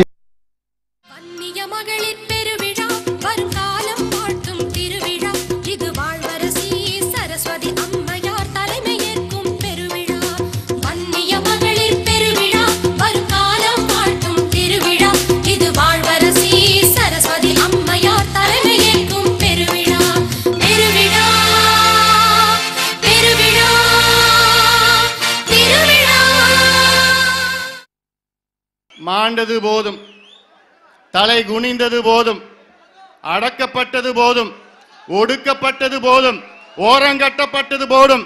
இனி வரும் காலத்திலே வன்னியன் தான் இங்கே வர வேண்டும், நிச்சயமாக வருவான். தமிழகத்திலே மிகப்பெரிய சமுதாயம் இந்த வன்னிய சமுதாயம். இந்த வன்னிய சமுதாயத்தை பற்றி நாங்கள் பேசவில்லை என்றால் வேறு யார் பேசுவார்? திமுக காரன் பேசுவானா, அல்ல அண்ணா திமுக காரன் பேசுவானா, அல்லது காங்கிரஸ் காரன் பேசுவானா, அல்லது விஜயகாந்த் கட்சியில பேசுவானா? வேற யார் பேசுவா? ஆம், நாங்கள் தான் பேச முடியும். நாங்கள் மட்டும் தான் பேச முடியும். வேற யாருக்கும் பேசுறது தகுதி கிடையாது. வேற யாரும் பேச மாட்டாங்க. சட்டமன்றத்திலே யார் பேசுவா? இங்கே மேடையில் இருக்கின்ற நம்முடைய சட்டமன்ற சகோதரர்கள் தான் அங்கே சட்டமன்றத்தில் வண்டியலுக்காக தனியாக இடஒதுக்கீடு கொடுக்கிறியா இல்லையா என்று சட்டம் போட்டு சண்டை போட்டுக் கொண்டிருக்கின்றார். இந்த வன்னிய சமுதாயம் இன்றைய சூழ்நிலை, இன்றைய நிலைமை என்ன தெரியுமா? தாழ்த்தப்பட்ட தலித் சமுதாயத்தை விட மிகவும் பின்தங்கி இருக்கிறது இந்த வன்னிய சமுதாயம் இன்றைய சூழ்நிலை. இதுதான் உண்மை, இதுதான் உண்மை. இதற்கு வெட்கப்பட வேண்டும். இங்கே ஆட்சியாளர்கள் 63 ஆண்டு காலமாக நம்மளை ஏமாற்றிய ஆட்சியாளர்கள் எல்லாம் வெட்கப்பட வேண்டும். பாதாளத்தில் இருக்கின்ற இந்த சமுதாயத்தை தூக்கி நிறுத்த வேண்டும் என்று சொல்வது தவறா? இது எங்களுடைய உரிமை, இது எங்களுடைய உரிமை. எங்களுக்கு வாய்ப்பு கிடைக்கல, வாய்ப்பு எங்களுக்கு கொடுத்து பாருங்க. நாங்க சாதிக்கிறோமா இல்லையா நீங்க பாருங்க. சந்தர்ப்பத்தை கொடுத்து பாருங்க. நாங்கள் சாதிக்க பிறந்தவர்கள். இவற்றோடு வன்னியர் வாழ்வு நலம் மேம்பட 1988 SIS எனப்படும் சமூக முன்னேற்ற சங்கம் என்ற அமைப்பினையும் உருவாக்கினார். தமிழகத்தின் மிகப்பெரிய சமுதாயமாக விளங்குகின்ற வன்னிய இளைஞர்கள் மற்றும் மாணவர்களின் வழிகாட்டுதலுக்காக அவர்களை கல்வி, வேலைவாய்ப்பு மற்றும் பொருளாதாரத்தில் முன்னேற்றுவதற்காக மருத்துவர் ஐயா அவர்களால் உருவாக்கப்பட்ட அமைப்பு தான் இந்த சமூக முன்னேற்ற சங்கம் என்பது. சமூக முன்னேற்ற சங்கத்திலே மத்திய மாநில அரசு பணியாளர்கள் மற்றும் தனியார் நிறுவனங்களிலே பணியாற்றுகின்ற பணியாளர்கள், ஆசிரியர்கள், பேராசிரியர்கள், பொறியாளர்கள், மருத்துவர்கள் போன்றவர்கள் எல்லாம் இதில் உறுப்பினர்களாக பணியாற்றி வருகின்றார்கள். இந்த அமைப்பு 1988 மருத்துவர் ஐயா அவர்களால் தொடங்கி வைக்கப்பட்டது. இன்றைக்கு 24 ஆண்டுகள் நிறைவு செய்திருக்கின்ற இந்த அமைப்பின் மூலமாக கல்வி வேலைவாய்ப்புகளிலே மிகப்பெரிய பணிகளை இந்த சமுதாயத்திற்காக சமூக முன்னேற்ற சங்கம் ஆற்றி வருகின்றது. கல்வி என்று எடுத்துக்கொண்டோமானால் 9வது படித்துவிட்டு 10ஆம் வகுப்பு செல்ல இருக்கின்ற மாணவர்களுக்கும், அதேபோன்று 12ஆம் வகுப்பு செல்ல இருக்கின்ற 11ஆம் வகுப்பு படிக்கின்ற மாணவர்களுக்கும் பயிற்சி வகுப்புகள் நடத்தி அடுத்து வருகின்ற பொதுத் தேர்வுகளை அவர்கள் எப்படி எதிர்கொள்வது என்பதை ஒரு முக்கிய காரணமாக வைத்து அவர்களுக்கு அந்த பயிற்சி எல்லா மாவட்டங்களிலும் ஏறத்தாழ 20 மாவட்டங்களிலே 100க்கும் மேற்பட்ட மையங்களிலே இந்த சிறப்பு பயிற்சி வகுப்புகள் நடத்தப்படுகின்றன. இது மட்டுமின்றி வன்னிய மாணவர்கள் அவர்களுடைய அந்த விடுமுறை காலங்களிலே கணினி பயிற்சி, தையற் பயிற்சி, தட்டச்சு பயிற்சி போன்ற பல்வேறு பயிற்சிகளை அவர்களுக்கு சமூக முன்னேற்ற சங்கத்தின் சார்பாக பல்வேறு மாவட்டங்களிலே அளிக்கப்படுகின்றது. இது மட்டுமின்றி பயிற்சி வகுப்புகள், அதாவது வேலை வாய்ப்புக்காக பல்வேறு அரசு, Tamil Nadu service commission, union public service commission, staff selection மற்றும் ரயில்வே, வங்கி போன்ற பணிகளுக்காக, வங்கித்துறையிலே பணியாற்றுவர்களுக்காக நடத்தப்படுகின்ற தேர்வுகளுக்கு எல்லா மாவட்டங்களிலும் அந்தந்த தேர்வுகள் நடைபெறுவதற்கு முன்பாக மாணவர்களிடமிருந்து நாங்கள் விண்ணப்பங்களை பெற்று ஒரு 2-3 மாவட்டங்களுக்கு ஒரு மையங்களை அமைத்து அந்த பகுதியில் இருக்கின்ற மாணவர்கள் அனைவரும் அங்கே பங்கு கொண்டு அந்த பயிற்சிகளை பெறுவதற்காக பயிற்சி வகுப்புகள் மிகச்சிறப்பாக நடத்தப்பட்டு இந்த வன்னிய இனத்தை சார்ந்த மாணவ மாணவியர்கள் பல்வேறு அரசு துறைகளிலும் பணியாற்றி வருகின்றனர் என்பது குறிப்பிடத்தக்கது. அதேபோன்று பொருளாதார முன்னேற்றம் என்று வருகின்ற பொழுது இந்த மாணவர்களுக்காக இங்கே படித்துவிட்டு வேலை இல்லாமல் இருக்கின்ற மாணவர்கள் சுயதொழில் செய்ய வேண்டும் என்பதற்காக தொழிலதிபர்கள் மற்றும் தொழில் முனைவோர்களை அழைத்து ஒரு கூட்டத்தை கூட்டி அங்கே பல்வேறு வேலை இல்லாமல் இருக்கின்ற இந்த வன்னிய இனத்தை சார்ந்த மாணவர்கள் மற்றும் இளைஞர்களிடமிருந்து விண்ணப்பங்களை பெற்று அதை அந்த தொழில் முனைவரிடம் அளித்து அவர்களுக்கு வேலை வாய்ப்பு அளிப்பதற்கும் மற்றும் சுயதொழில் செய்வதற்குண்டான ஒரு வழிகாட்டுதலை அவர்கள் செய்வதற்கும் ஒரு முகாமினை ஏற்பாடு செய்து நடத்தப்பட்டு வருகின்றது. +2 மற்றும் 10ஆம் வகுப்பு பொதுத் தேர்வுகளிலே மிக அதிக மதிப்பெண்கள், 10ஆம் வகுப்பிலே 400க்கு மேலும் 12ஆம் வகுப்பிலே 1000க்கு மேலும் மதிப்பெண்கள் பெறுகின்ற மாணவ மாணவியர்களுக்கு பரிசளிப்பதை மருத்துவர் ஐயா அவர்கள் ஆண்டுதோறும் பரிசளித்து ஊக்குவிக்க வேண்டும் என்று தெரிவித்ததன் அடிப்படையிலே ஆண்டுதோறும் இவ்வாறான பரிசளிப்பு விழாக்கள் எல்லா மாவட்டங்களில் நடைபெறுகின்றன. ஆண்டுதோறும் 20 மாவட்டங்களிலே ஏறத்தாழ 25,000 மாணவர்களுக்கு பரிசளித்து ஊக்கப்படுத்தி வருகின்றோம். அந்த வகையிலே மாணவர்களுக்கு பரிசளிக்கின்ற தொகையின் மதிப்பை எடுத்துக்கொண்டாலும் கூட ஆண்டுதோறும் 25 லட்சத்துக்கும் அதிகமான பணத்தை செலவு செய்து அவர்களுக்கு பரிசளிப்புகள் நடத்தப்படுகின்றன. இந்த பரிசளிப்பு விழாக்கள் தொடர்ந்து கடந்த 23-24 ஆண்டு காலமாக நடைபெற்று வருகிறது என்பதை நான் குறிப்பிட விரும்புகின்றேன். அதனால் இவ்வாறாக மருத்துவர் ஐயா அவர்கள் இந்த பின்தங்கிய மாணவர்கள் கல்வி வேலை வாய்ப்பிலே நல்ல நிலையிலே முன்னுக்கு வர வேண்டும் என்று அவர்கள் பணித்ததன் அடிப்படையிலே தான் இந்த அமைப்பு சிறப்பாக செயல்பட்டு வருகின்றது. அதேபோன்று இந்த நிலையிலே மருத்துவர் சின்னையா அவர்கள் இந்த அமைப்புக்கு வழிகாட்டியாக இருந்து பல்வேறு உதவிகளையும் செய்து வருகின்றார்கள். இதனிடையே வன்னிய சமுதாயத்தின் வாழ்வு நிலை பற்றியும் அவர்களுக்கு இடஒதுக்கீட்டிற்கான அவசியம் பற்றியும் கையில் புள்ளி விவரங்களை எடுத்துக்கொண்டு ஒவ்வொரு அரசியல் தலைவர்களாக சந்திக்க படியேறி இறங்கினார் நம் ஐயா. ஆனால் அவர் சொன்னதை எவரும் காது கொடுத்து கேட்கவும் இல்லை, இந்த சமுதாயத்தின் மீது அக்கறை எடுத்துக் கொள்ளவும் இல்லை. பின்னர் இடஒதுக்கீடு கோரிக்கையை வலியுறுத்தி ஐயாவின் தலைமையில் ஒவ்வொரு மாவட்டத்திலும் மாநாடுகள், ஊர்வலங்கள், பொதுக்கூட்டங்கள் நடத்தப்பட்டன. ஒவ்வொரு மாநாட்டிலும் இடஒதுக்கீடு கோரிக்கை தீர்மானமாகி அதன் நகல்கள் அனைத்து அரசியல் தலைவர்களுக்கும் ஆணையங்களுக்கும் அனுப்பப்பட்டன. அப்போதும் இதை யாரும் கவனத்துக்கு எடுத்துக் கொள்ளவும் இல்லை, நம்மை பற்றி கவலைப்படவும் இல்லை. இதன் பின்புதான் மாநாடு நடத்தி கோரிக்கை வைப்பதால் எந்த பலனும் இல்லை, போராட்டம்தான் ஒரே வழி என்று முடிவு செய்தார் ஐயா. முதல் கட்டமாக அறவழி போராட்டம் நடத்துவது என்று செயற்குழுவில் முடிவு செய்யப்பட்டது. மாநிலத்தில் 20%, மத்தியில் 2% இடஒதுக்கீடு கேட்டு 1985ஆம் ஆண்டு அனைத்து மாவட்டங்களிலும் வட்டங்களிலும் வன்னிய சமுதாயத்தினர் தங்களை வருத்திக் கொண்டு உண்ணா நோன்பு போராட்டம் நடத்தினார்கள். இதுவும் அப்போதைய எம்ஜிஆர் அரசால் கண்டுகொள்ளப்படவில்லை. தொடர்ந்து சங்க மாநாடுகள், பொதுக்கூட்டங்கள், பொதுக்குழுக்கள் என்று ஒரு நாள் கூட ஓய்வில்லாமல் ஐயா எடுத்த முடிவினை வலுப்படுத்துவதற்காக நிகழ்ச்சிகளில் கலந்து கொண்டார். இதன் பின் அரசு தங்களை தொடர்ந்து வஞ்சித்து வருவதை உணர்த்த மார்ச் 15, 1986 பட்டை நாம போராட்டம் நடத்துவது என முடிவு செய்யப்பட்டது. போராட்டத்தில் நமது ஐயா மற்றும் வன்னிய சங்க தலைவர் சா. சுப்பிரமணியம் உள்பட அனைத்து வன்னிய மக்களும் மாணவர்களும் நெற்றியிலும் நெஞ்சியிலும் நாமப்பட்டை போட்டுக்கொண்டு சென்னை சாலைகளில் ஊர்வலம் வந்தார்கள். இதன் பின்னும் அரசு எந்த முடிவுக்கும் வராமல் போகவே மே 6, 1986 ஒரு நாள் சாலை மறியல் போராட்டம் நடத்துவதென பொதுக்குழுவில் முடிவு செய்யப்பட்டது. மற்ற போராட்டங்களை வேடிக்கை மட்டும் பார்த்து கொண்டிருந்த அரசு இந்த போராட்டத்தை நடத்த விடாமல் ஒடுக்குவதற்காக வன்னியர் சங்க முன்னோடிகள் அனைவரையும் கைது செய்து சிறையில் அடைத்தது. என்றாலும் உணர்வு வேகம் கொண்டிருந்த வன்னிய இன மக்களை அத்தனை சுலபமாக அரசால் ஒடுக்கிவிட முடியவில்லை. அனைத்து சாலைகளிலும் தலைவர்கள் இல்லாமலே மக்கள் குடும்பம் குடும்பமாக வந்து அமர்ந்து மறியல் செய்தார்கள். போக்குவரத்துகள் அனைத்தும் நிறுத்தப்பட்டன. மறியல் செய்தவர்கள் கைது செய்யப்பட சிறைகள் நிரம்பி வழிந்தன. அன்றுதான் வன்னிய இன மக்களின் உணர்வு என்னவென்று அடுத்தவர்களுக்கு புரிந்தது.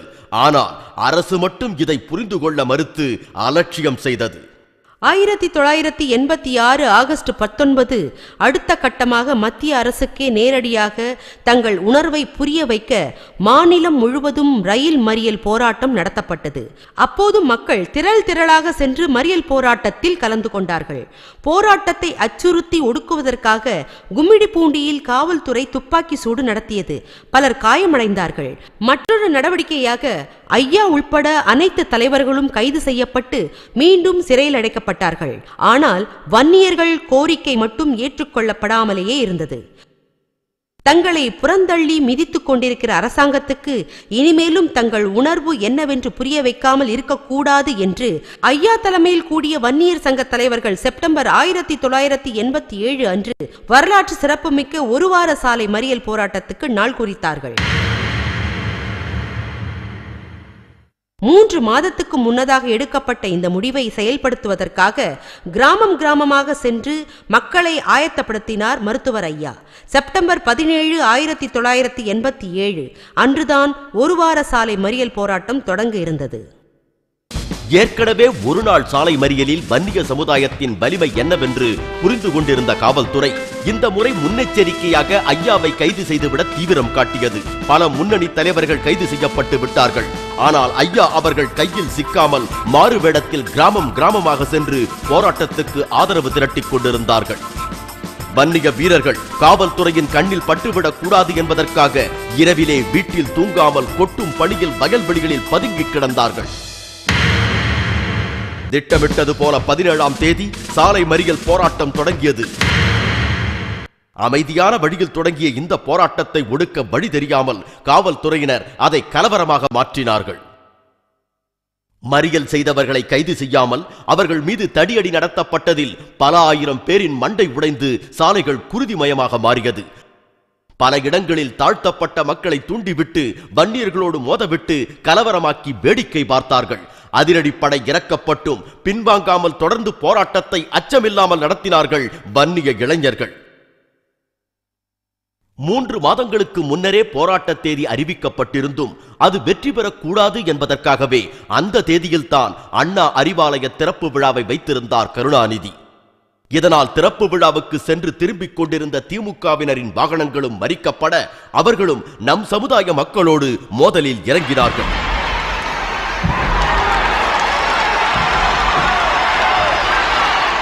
வன்னிய சமுதாயத்தின் ஆதரவால் வளர்ந்த இருபெரும் கட்சிகளும் வன்னியர்களின் உணர்வு போராட்டத்தை ஒடுக்குவதற்கு முனைப்போடு பல வழிகளில் முயன்றன. சில ஆதி திராவிடர் வீடுகள் திட்டமிட்டு கொளுத்தப்பட்டு பழி வன்னியர்கள் மீது போடப்பட்டது. இதனால் சில இடங்களில் சகோதர உணர்வோடு வாழ்ந்த இரு சமுதாய மக்களுக்கிடையில் மோதல் ஏற்பட்டது. ஆனால் எத்தனை முயன்றும் சாலை மறியல் போராட்டம் மட்டும் திட்டமிட்டபடி நீடித்துக் கொண்டிருந்தது. போர் என்று வந்தால் வெற்றியை தவிர வேறு எதையும் விரும்பாத நம் சமுதாய மக்கள் சாலை ஓரத்திலேயே தங்கி சமைத்து சாப்பிட்டுக் கொண்டு மறியலை தொடர்ந்தார்கள். காவல்துறை முன்னின்று வாகனங்களை இயக்க முயன்று பார்த்தும் முடியாமல் போனது.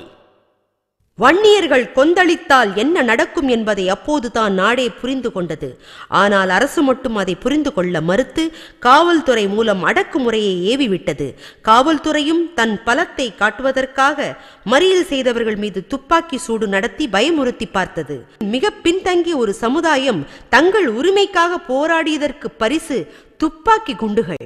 ஆனால் காக்கை குருவிகள் அல்லவே நாம். அதை பார்த்து கலைந்து சிதறி போவதற்கு வாளையும் வேலையும் களத்தில் கண்ட வம்சம் அன்று துப்பாக்கி குண்டுகளையும் எதிர்கொள்ள துள்ள துடிக்க பல வன்னிய இளைஞர்கள் கொல்லப்பட்டார்கள். 4 பேர் பலி, 8 பேர் பலி என்று ஆங்காங்கே செய்திகள் காட்டுத்தீ போல பரவ போராட்டத்தின் வேகம்தான் அதிகரித்ததை தவிர குறைந்து விடவில்லை.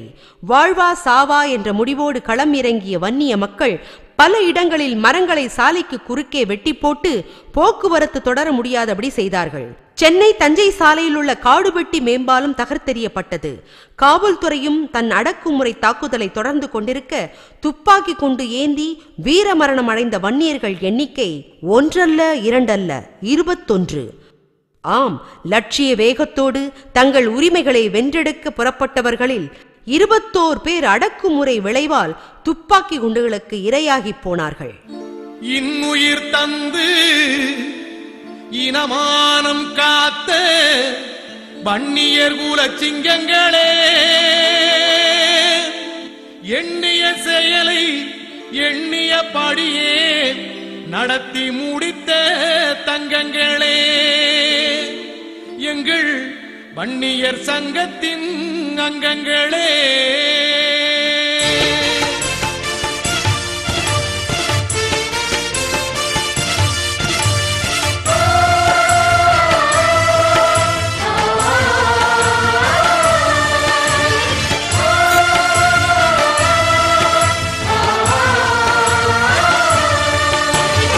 இதயமுள்ளவர் இருக்கின்ற வரைக்கும் உங்கள் தியாகம் அழியாது,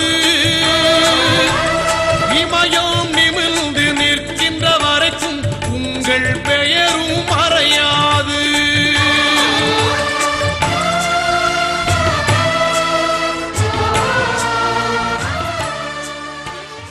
எங்கள் அப்பா முனுசாமி நாயக்கர் 7 நாள் சாலை மறியல் தொடர் போராட்டத்தில் ரத்தம் துபாய்க்கடி இடஒதுக்கீடு என்பது இங்கே இயற்கை கொடுத்த வரமல்ல, உங்கள் 21 உயிர்களை உரமாய் தந்துதானே வந்தது.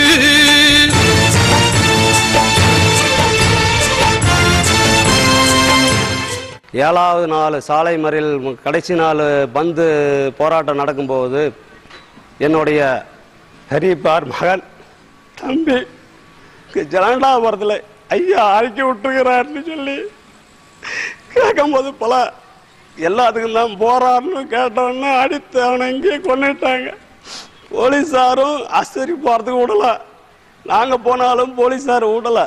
மறுபடியும் எங்களுக்கு தகவல் கேட்டு கட்நாயக்கப்பட்டியிலேருந்து 1 கிலோமீட்டர் தூரத்துக்கு வந்து போய் ஆஸ்பத்திரியில் போய் போலீஸ்கார ஐயா பையனை அடிச்சு கொண்டு விட்டாங்கன்னு மறுபடியும் மட்டும் வாழ்ந்திடல்ல அனைவருக்கும் பயன் தருவது 108 ஜாதியை உயர்த்த உயிரினை தந்த போர் இது. போராட்டம் நடக்கும்போது ஆனால் மற்ற இடத்தை சேர்ந்தவங்களெல்லாம் இவங்களுக்கு எதிராக தான் செயல்பட்டாங்க. ஏன்னா அடிக்கும்போது எல்லாரும் அடின்னு சொன்னாங்களே தவிர அடிக்காதுன்னு சொல்லலை யாரும். ஆனால் அந்த அனுபவிக்கிறது போது எல்லாரும் தான் அனுபவிக்கிறாங்க. அந்நியர்கள் மட்டும் அனுபவிக்கல, வன்னியரோடு சேர்ந்து பிற்பட்ட இனம் அத்தனையும் அனுபவிக்கிறார்கள். அது வந்து ரொம்ப பாராட்ட தகுந்த ஒரு இது. இந்த போராட்டம் வந்து பெரிய ஒரு வரலாற்று சிறப்பு, வரலாற்று வெற்றி என்று சொல்லலாம். ஏன்னா இந்த போராட்டம் மட்டும் நடக்கலன்னா தன்னுடைய ஜாதி சொல்லிக்கவே வெக்கப்பட்டு இருந்தாங்க. எனக்கு தெரிந்து சாதி சொல்கிறது கூட வெக்கப்படுவாங்க. அப்படி இருந்தாங்க. அவ்வளோ கீழ் நிலையில் இருந்தவங்கெல்லாம் இன்னைக்கு மேல்நிலைக்கு வரதுக்கு காரணமாக இருந்தது இந்த போராட்டம், இந்த ஒதுக்கீடு, இது 2 தான். எல்லா பதவியும் எல்லா சாதிக்கும் நீங்கள் வரமாய் தந்தது ஐயா, ஏற்றிய விளக்கின் வெளிச்சத்தில் தானே சமதர்மம் இங்கே பிறந்தது.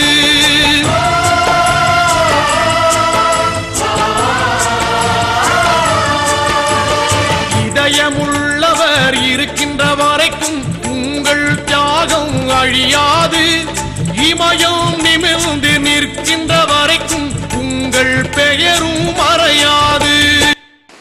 போராட்டம் நடப்பது இந்த பொண்ணு 5 மாதம் வயத்தில் இவங்க எல்லாம் போயிட்டு போனாங்க. போன உடனே அங்கே என்ன நடந்தது எல்லாமே அடிச்சு சுட்டுட்டாங்க. இவங்க எங்கேயோ போய் வந்து மறைஞ்சின்னு வந்தாங்க. மறைஞ்சின்னு வந்து அப்புறம் வந்து சுட்டுட்டாங்க. சுட்டுட்ட உடனே பனையப்பத்தில் இட்டுன்னு போய் ஒரு வீட்டை மறைஞ்சிக்கின்னு இருந்தாங்களாம். அங்கே போனோடனே தண்ணின்னு கேட்டாங்களாம். போலீஸ்காரங்க வந்து வச்சு பரன்னு ஈத்துன்னு போனாங்களாம். ஈத்துன்னு போய் பார்த்து வண்டியில் ஈட்டுன்னு போனாங்களாம். ஈட்டுன்னு போய் பார்த்து விற்கிற வண்டி போய் வந்து செத்துட்டாங்களாம்.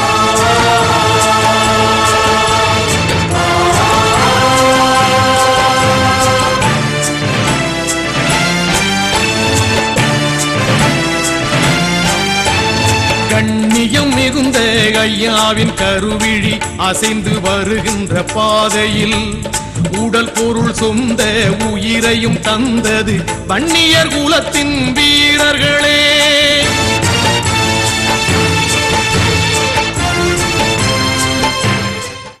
போராட்டத்தில் போய் அங்கே என்ன பண்ணினாங்க தெரிய கலந்துக்கினாங்க.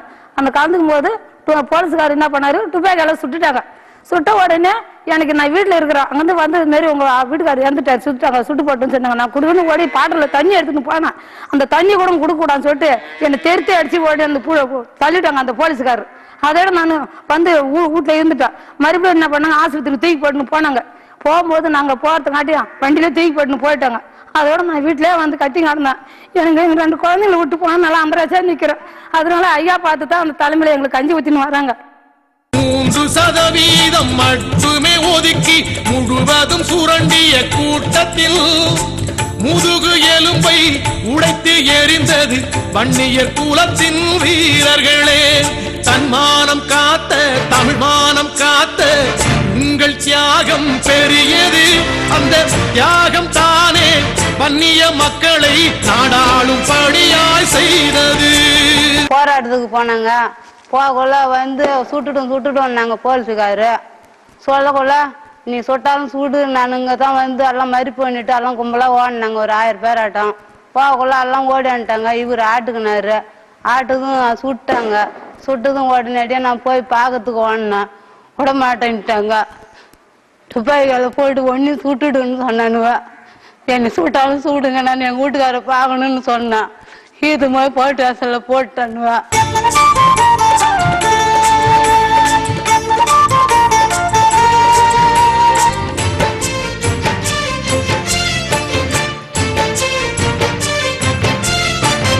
எங்கள் தளபதி மாவீரன் ஜெயகுரு சீரிய தலைமையில் அணி திரள்வோம்.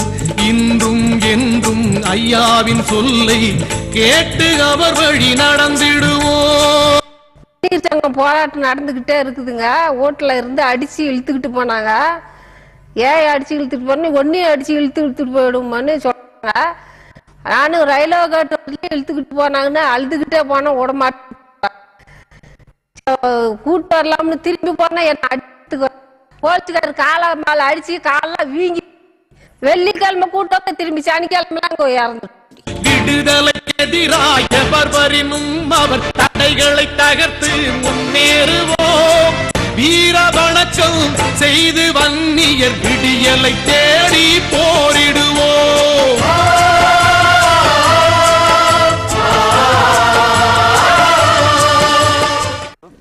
முறை கேஸு ஒரு 20 முறைக்கு மேல நான் கேஸுக்கு போயிருக்கிறேன். ஒரு 60-70 கேஸ் இல்லை. அதுல 307 மட்டும் ஒரு 15 307 இருக்குங்க. பல பஸ் ரிப்பேர்ச்சுங்க. அதுல ரகுபதிங்கிற தம்பியை வந்து குண்டாசு போட்டாங்க. ஐயா தாங்க அதை காப்பாற்றி விட்டாரு.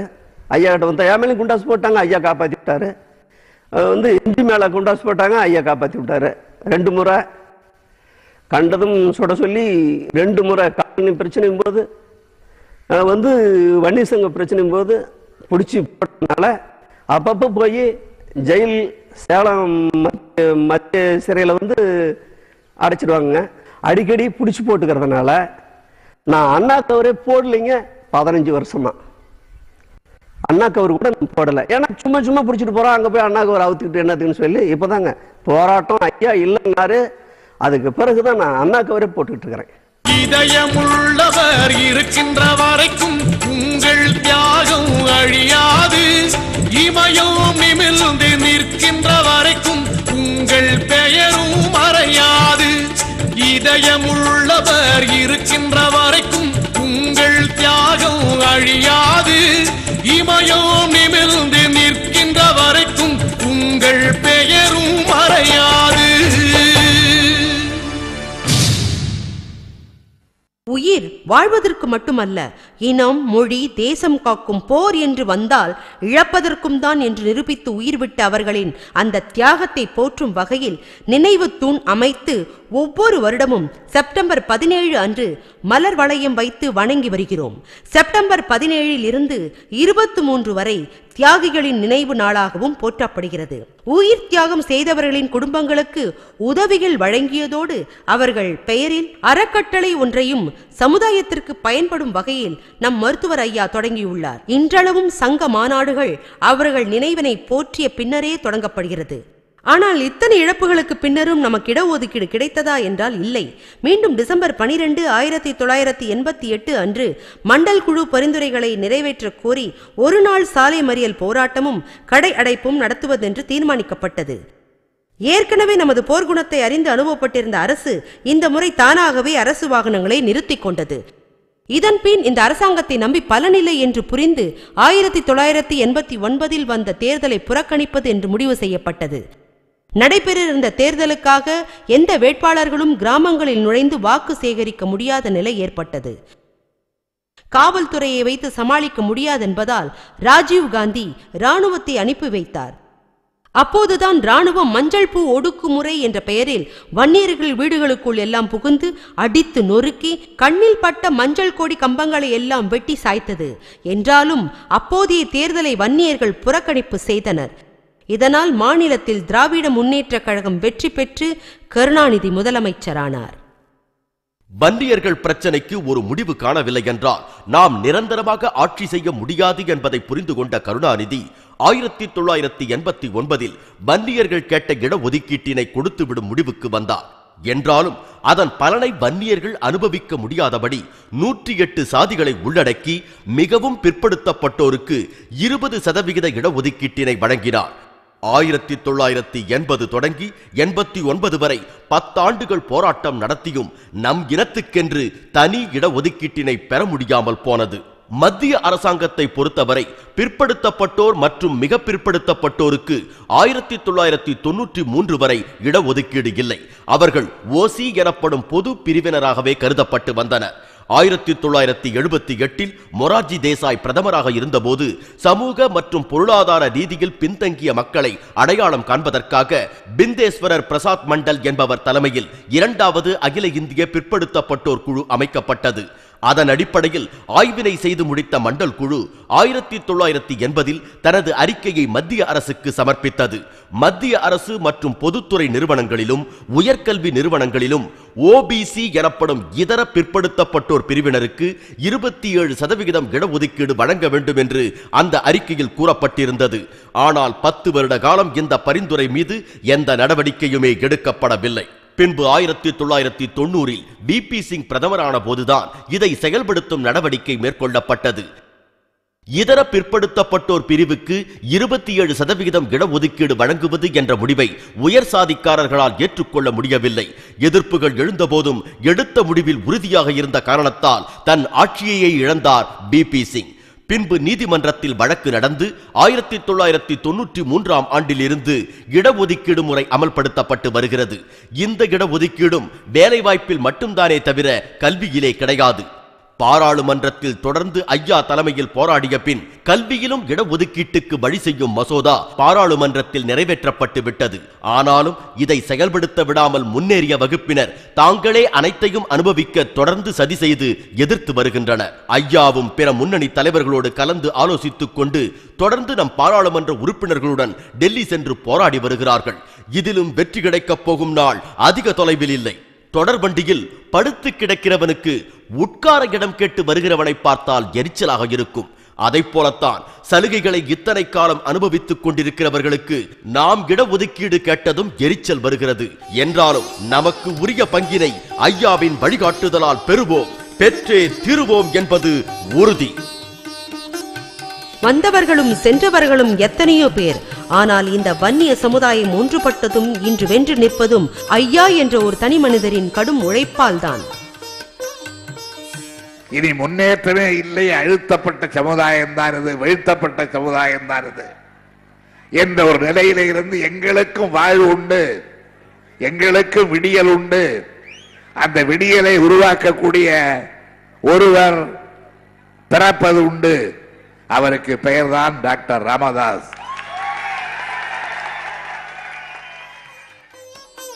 ஐயாவை போல அதே வேகத்தோடும் விவேகத்தோடும் நம் வன்னிய சமுதாயத்தை வழிநடத்தி 20% இடஒதுக்கீட்டை நமக்கு பெற்றுத்தர நம் சின்னையா அவர்களும் தீவிரமாக போராடி வருகிறார்கள். ஒவ்வொரு மாநிலத்திலும் தமிழகத்திற்கும் கர்நாடகா மாநிலத்திலே அந்த மாநிலத்திற்கு ஏற்ப ஜனத்தொகைக்கு ஏற்ப நீங்கள் இடஒதுக்கீடு கொடுங்கள் என்று உச்சநீதிமன்றத்தில் தீர்ப்பளித்தார்கள்.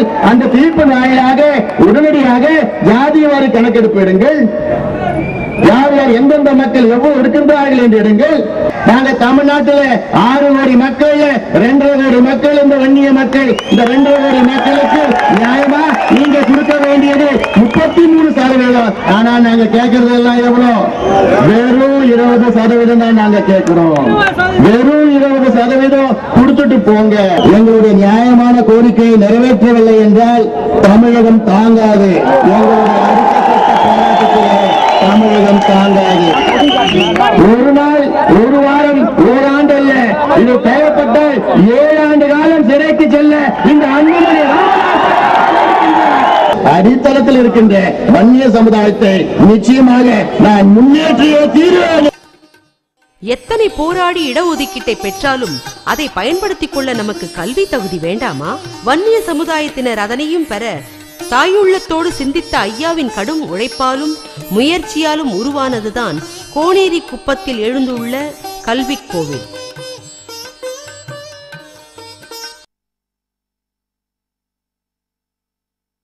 நம்முடைய இந்த வன்னியர் சமுதாயம் முன்னேற வேண்டுமென்றால் அதற்கு ஒரே வழி கல்வி, படிப்பறிவு பெற வேண்டும். அதற்காகத்தான் நம்முடைய இனமான காவலர் மருத்துவர் ஐயா அவர்கள் வன்னியர் கல்வி அறக்கட்டளையை தொடங்கி அந்த அடிப்படையிலே ஒவ்வொரு ஊராக, ஒவ்வொரு கிராமமாக, ஒவ்வொரு நகரமாக, ஒவ்வொரு மாவட்டமாக கல்வி நிறுவனங்கள், கல்வி ஸ்தாபனங்களை தொடங்க வேண்டும் என்று நோக்கி அதற்கு முன்னோட்டமாக இந்த சென்னை தேசிய நெடுஞ்சாலையிலே கோனேரி குப்பம் என்ற கிராமத்திலே 250 ஏக்கர் நிலப்பரப்பிலே வன்னியர் கல்வி அறக்கட்டளை சார்பாக இந்த அழகிய வளாகத்தை தொடங்கியிருக்கின்றார்கள். இந்த வளாகத்திலே நம் வன்னிய மாணவர்கள், மாணவிகள் இலவசமாக படிப்புகள், தேர்வுகள், பயிற்சிகளை பெறுவார்கள். குறிப்பாக மருத்துவ படிப்பு, பல் மருத்துவ படிப்பு, பொறியியல் படிப்பு, சட்ட படிப்பு, கலை படிப்பு, இதில்லாமல் மற்ற பயிற்சிகள் பெறுவதற்கு பெரிய வாய்ப்பினை ஐயா அவர்கள் உருவாக்கியிருக்கின்றார்கள். இந்த கல்வி கோவில் இந்தியாவிலே மிக பசுமையான ஒரு கல்வி கோவில். நான் உலகெங்கும் பல நாடுகளுக்கு சென்றிருக்கின்றேன். முன்னேறிய நாடு அமெரிக்கா போன்ற நாடுகளுக்கு சென்று அங்கே பார்க்கின்ற வளாகத்தை விட இந்த ஒரு கல்வி கோவில் மிக பசுமையான, மிக நவீனமாக, மிக பிரம்மாண்டமாக ஒரு கல்வி கோவிலை ஐயா அவர்கள் நம் சொந்தங்களுக்கு, கிராமங்களிலே வாழ்கின்ற நம் சொந்தங்களுக்கு இலவசமாக பயிர வேண்டும் என்று, இலவசமாக பயில வேண்டும் என்ற நோக்கத்திலே இதை கட்டியிருக்கின்றார். ஐயாவும் நம்முடைய அன்னை அவர்களும் ஒவ்வொரு செங்கலாக இந்த கல்வி கோவிலை உருவாக்கியிருக்கின்றார்கள். இந்த இடம் வன்னியர் கல்வி அறக்கட்டளையின் தேசிய போட்டி தேர்வு பயிற்சி மையத்தின் வளாகம். இது பொறியியல் கல்லூரி. சொல்லப்போனால் தமிழகத்திலே மிக பிரம்மாண்டமான ஒரு பொறியியல் கல்லூரி. கிட்டத்தட்ட 1.5 லட்சம் சதுர அடியிலே மிக நவீன வசதிகளுடன் பொறியியல் கல்லூரியை கட்டியிருக்கின்றார் நம்முடைய இனமான காவலர் ஐயா அவர்கள். இது கலை மற்றும் அறிவியல் கல்லூரி. இங்கு கிட்டத்தட்ட 1000 மாணவ மாணவிகள் பயின்று கொண்டிருக்கின்றார்கள். பட்டப்படிப்பு, குறிப்பாக BA, BSc, BCom, computer science போன்ற படிப்புகள் எல்லாம் இங்கே இலவசமாக நம் மாணவ மாணவிகள் பயின்று கொண்டிருக்கின்றார்கள். இது மாணவ மாணவிகள் தங்குகின்ற விடுதி. இங்கே கிட்டத்தட்ட 500 மாணவ மாணவிகள் தங்கி இங்கே இந்த கல்வி கோயிலே படித்து கொண்டிருக்கின்றார்கள். இந்த கணினி மையம் மேல்தட்டு மக்களுக்கு மட்டுமில்லாமல் கிராமங்களில் வாழ்கின்ற அடித்தட்டு மக்கள், குறிப்பாக நம் சமுதாய மக்களுக்காக தொடங்கப்பட்டிருக்கின்றார் ஐயா அவர்கள். இது நூலகம். இங்கே கிட்டத்தட்ட 500 மாணவர்கள் படிக்கின்ற வசதிகள் இருக்கிறது. இந்த நூல்களிலே மாணவ மாணவிகள் பயின்று வேலைவாய்ப்பினை, அதாவது போட்டித் தேர்வுகளுக்கான நூல்கள் அதிகமாக இந்த நூலகத்திலே இருக்கிறது. இந்த வளாகம் இது சட்டக் கல்லூரிக்காக கட்டப்பட்ட கட்டிடம். இன்னும் ஒரு சில மாதங்களில் இங்கே சட்ட கல்லூரியை தொடங்க இருக்கின்றார் ஐயா அவர்கள். அதாவது இந்த கட்டிடம் காட்சி ஊடகவியல் கட்டிடம், விஸ்காம், விஷுவல் கம்யூனிகேஷன். இந்த வளாகத்திலே தொலைக்காட்சி துறை, சினிமா துறையிலே மாணவிகள் பயின்று கல்வி பெற வேண்டும் என்று நம் ஐயாவுடைய நோக்கம். இது உங்களுடைய சொத்து, நம் எதிர்கால சந்ததியினருடைய வன்னிய மக்களினுடைய சொத்தாகும். அன்று கையில் புள்ளி விவரங்களோடு இந்த வன்னிய சமுதாயத்துக்காக ஒவ்வொரு முறை அரசு அமைத்தவர்களையும் ஐயா தேடி சென்று கொண்டிருந்தார். இன்று அவர்களே ஒவ்வொரு முறை ஆட்சி அமைக்கவும் ஐயாவை தேடி வந்து கொண்டிருக்கிறார்கள். இது ஐயாவுக்கு கிடைத்த வெற்றி, ஒன்றுபட்ட வன்னிய சமுதாயத்துக்கு கிடைத்த வெற்றி. இந்த வன்னிய இனம் வாழ்ந்த சிறப்பு, வீழ்ந்த கொடுமை, ஐயாவின் வருகைக்கு பின் அடைந்த பெருமை, இதையெல்லாம் அறிந்து கொண்ட பின் வன்னியராய் பிறந்த எவரும் இன உணர்வினை பெறாமல் இருக்க முடியாது. மழுங்கி போன அந்த உணர்வை அவர்களுக்கு திரும்ப ஊட்டவே மாவட்டம் தோறும், வட்டங்கள் தோறும் நமது வன்னியர் சங்க தலைவர் திரு சே குரு அவர்கள் பிரச்சாரம் செய்து வருகிறார்கள்.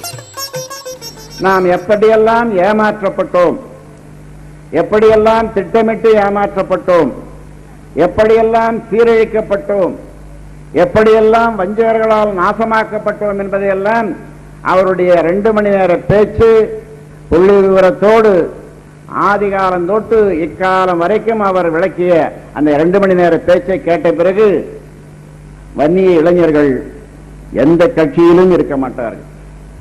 வன்னிய ரத்தம் ஓடுகின்ற இளைஞர்கள் வேறு எந்த கட்சியிலேயும் இருக்க மாட்டார்கள். நான் ஒரு வன்னியன் என்று சொல்லிக் கொள்ள அச்சப்பட்ட காலம் போய், நான் ஒரு வன்னியன் என்றால் எதிரிகள் அச்சப்படுகிற அளவுக்கு நமக்கு மதிப்பும் உயர்வும் கிடைத்திருக்கிறதென்றால் அது ஐயாவால் தான் என்பதை நாம் புரிந்து கொள்ள வேண்டும். நாம் வாழ பிறந்தவர்கள், நமக்கு வாழ வழிகாட்டத்தான் அவர் நம்மை அழைக்கிறார் என்பதையும் நாம் புரிந்து கொள்ள வேண்டும்.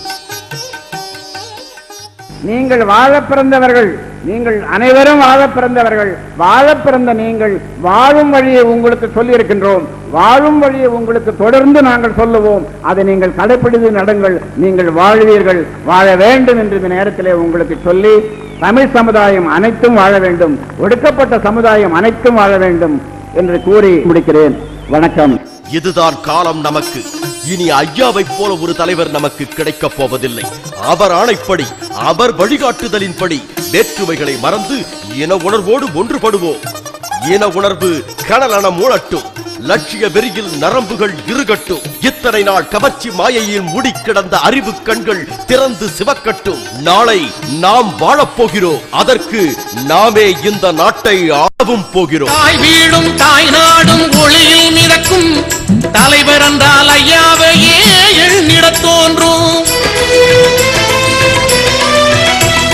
தாய் வீடும் தாய் நாடும் ஒளியில் மிதக்கும் தலைவர் என்றால் ஐயாவையே எண்ணிட தோன்றும். ஊழலற்ற இதயங்கள் எங்கும் விரியும், ஊழலற்ற இதயங்கள் எங்கும் விரியும். ஒன்றுபட்ட இந்தியாவின் காட்சி தெரியும், ஒன்றுபட்ட இந்தியாவின் காட்சி தெரியும். பட்டாளி மக்கள் கட்சி ஆட்சி நடக்கும், பட்டி தொட்டி எங்கும் இன்பம் கொட்டி கிடக்கும். பட்டாளி மக்கள் கட்சி ஆட்சி நடக்கும், பட்டி தொட்டி எங்கும் இன்பம் கொட்டி கிடக்கும்.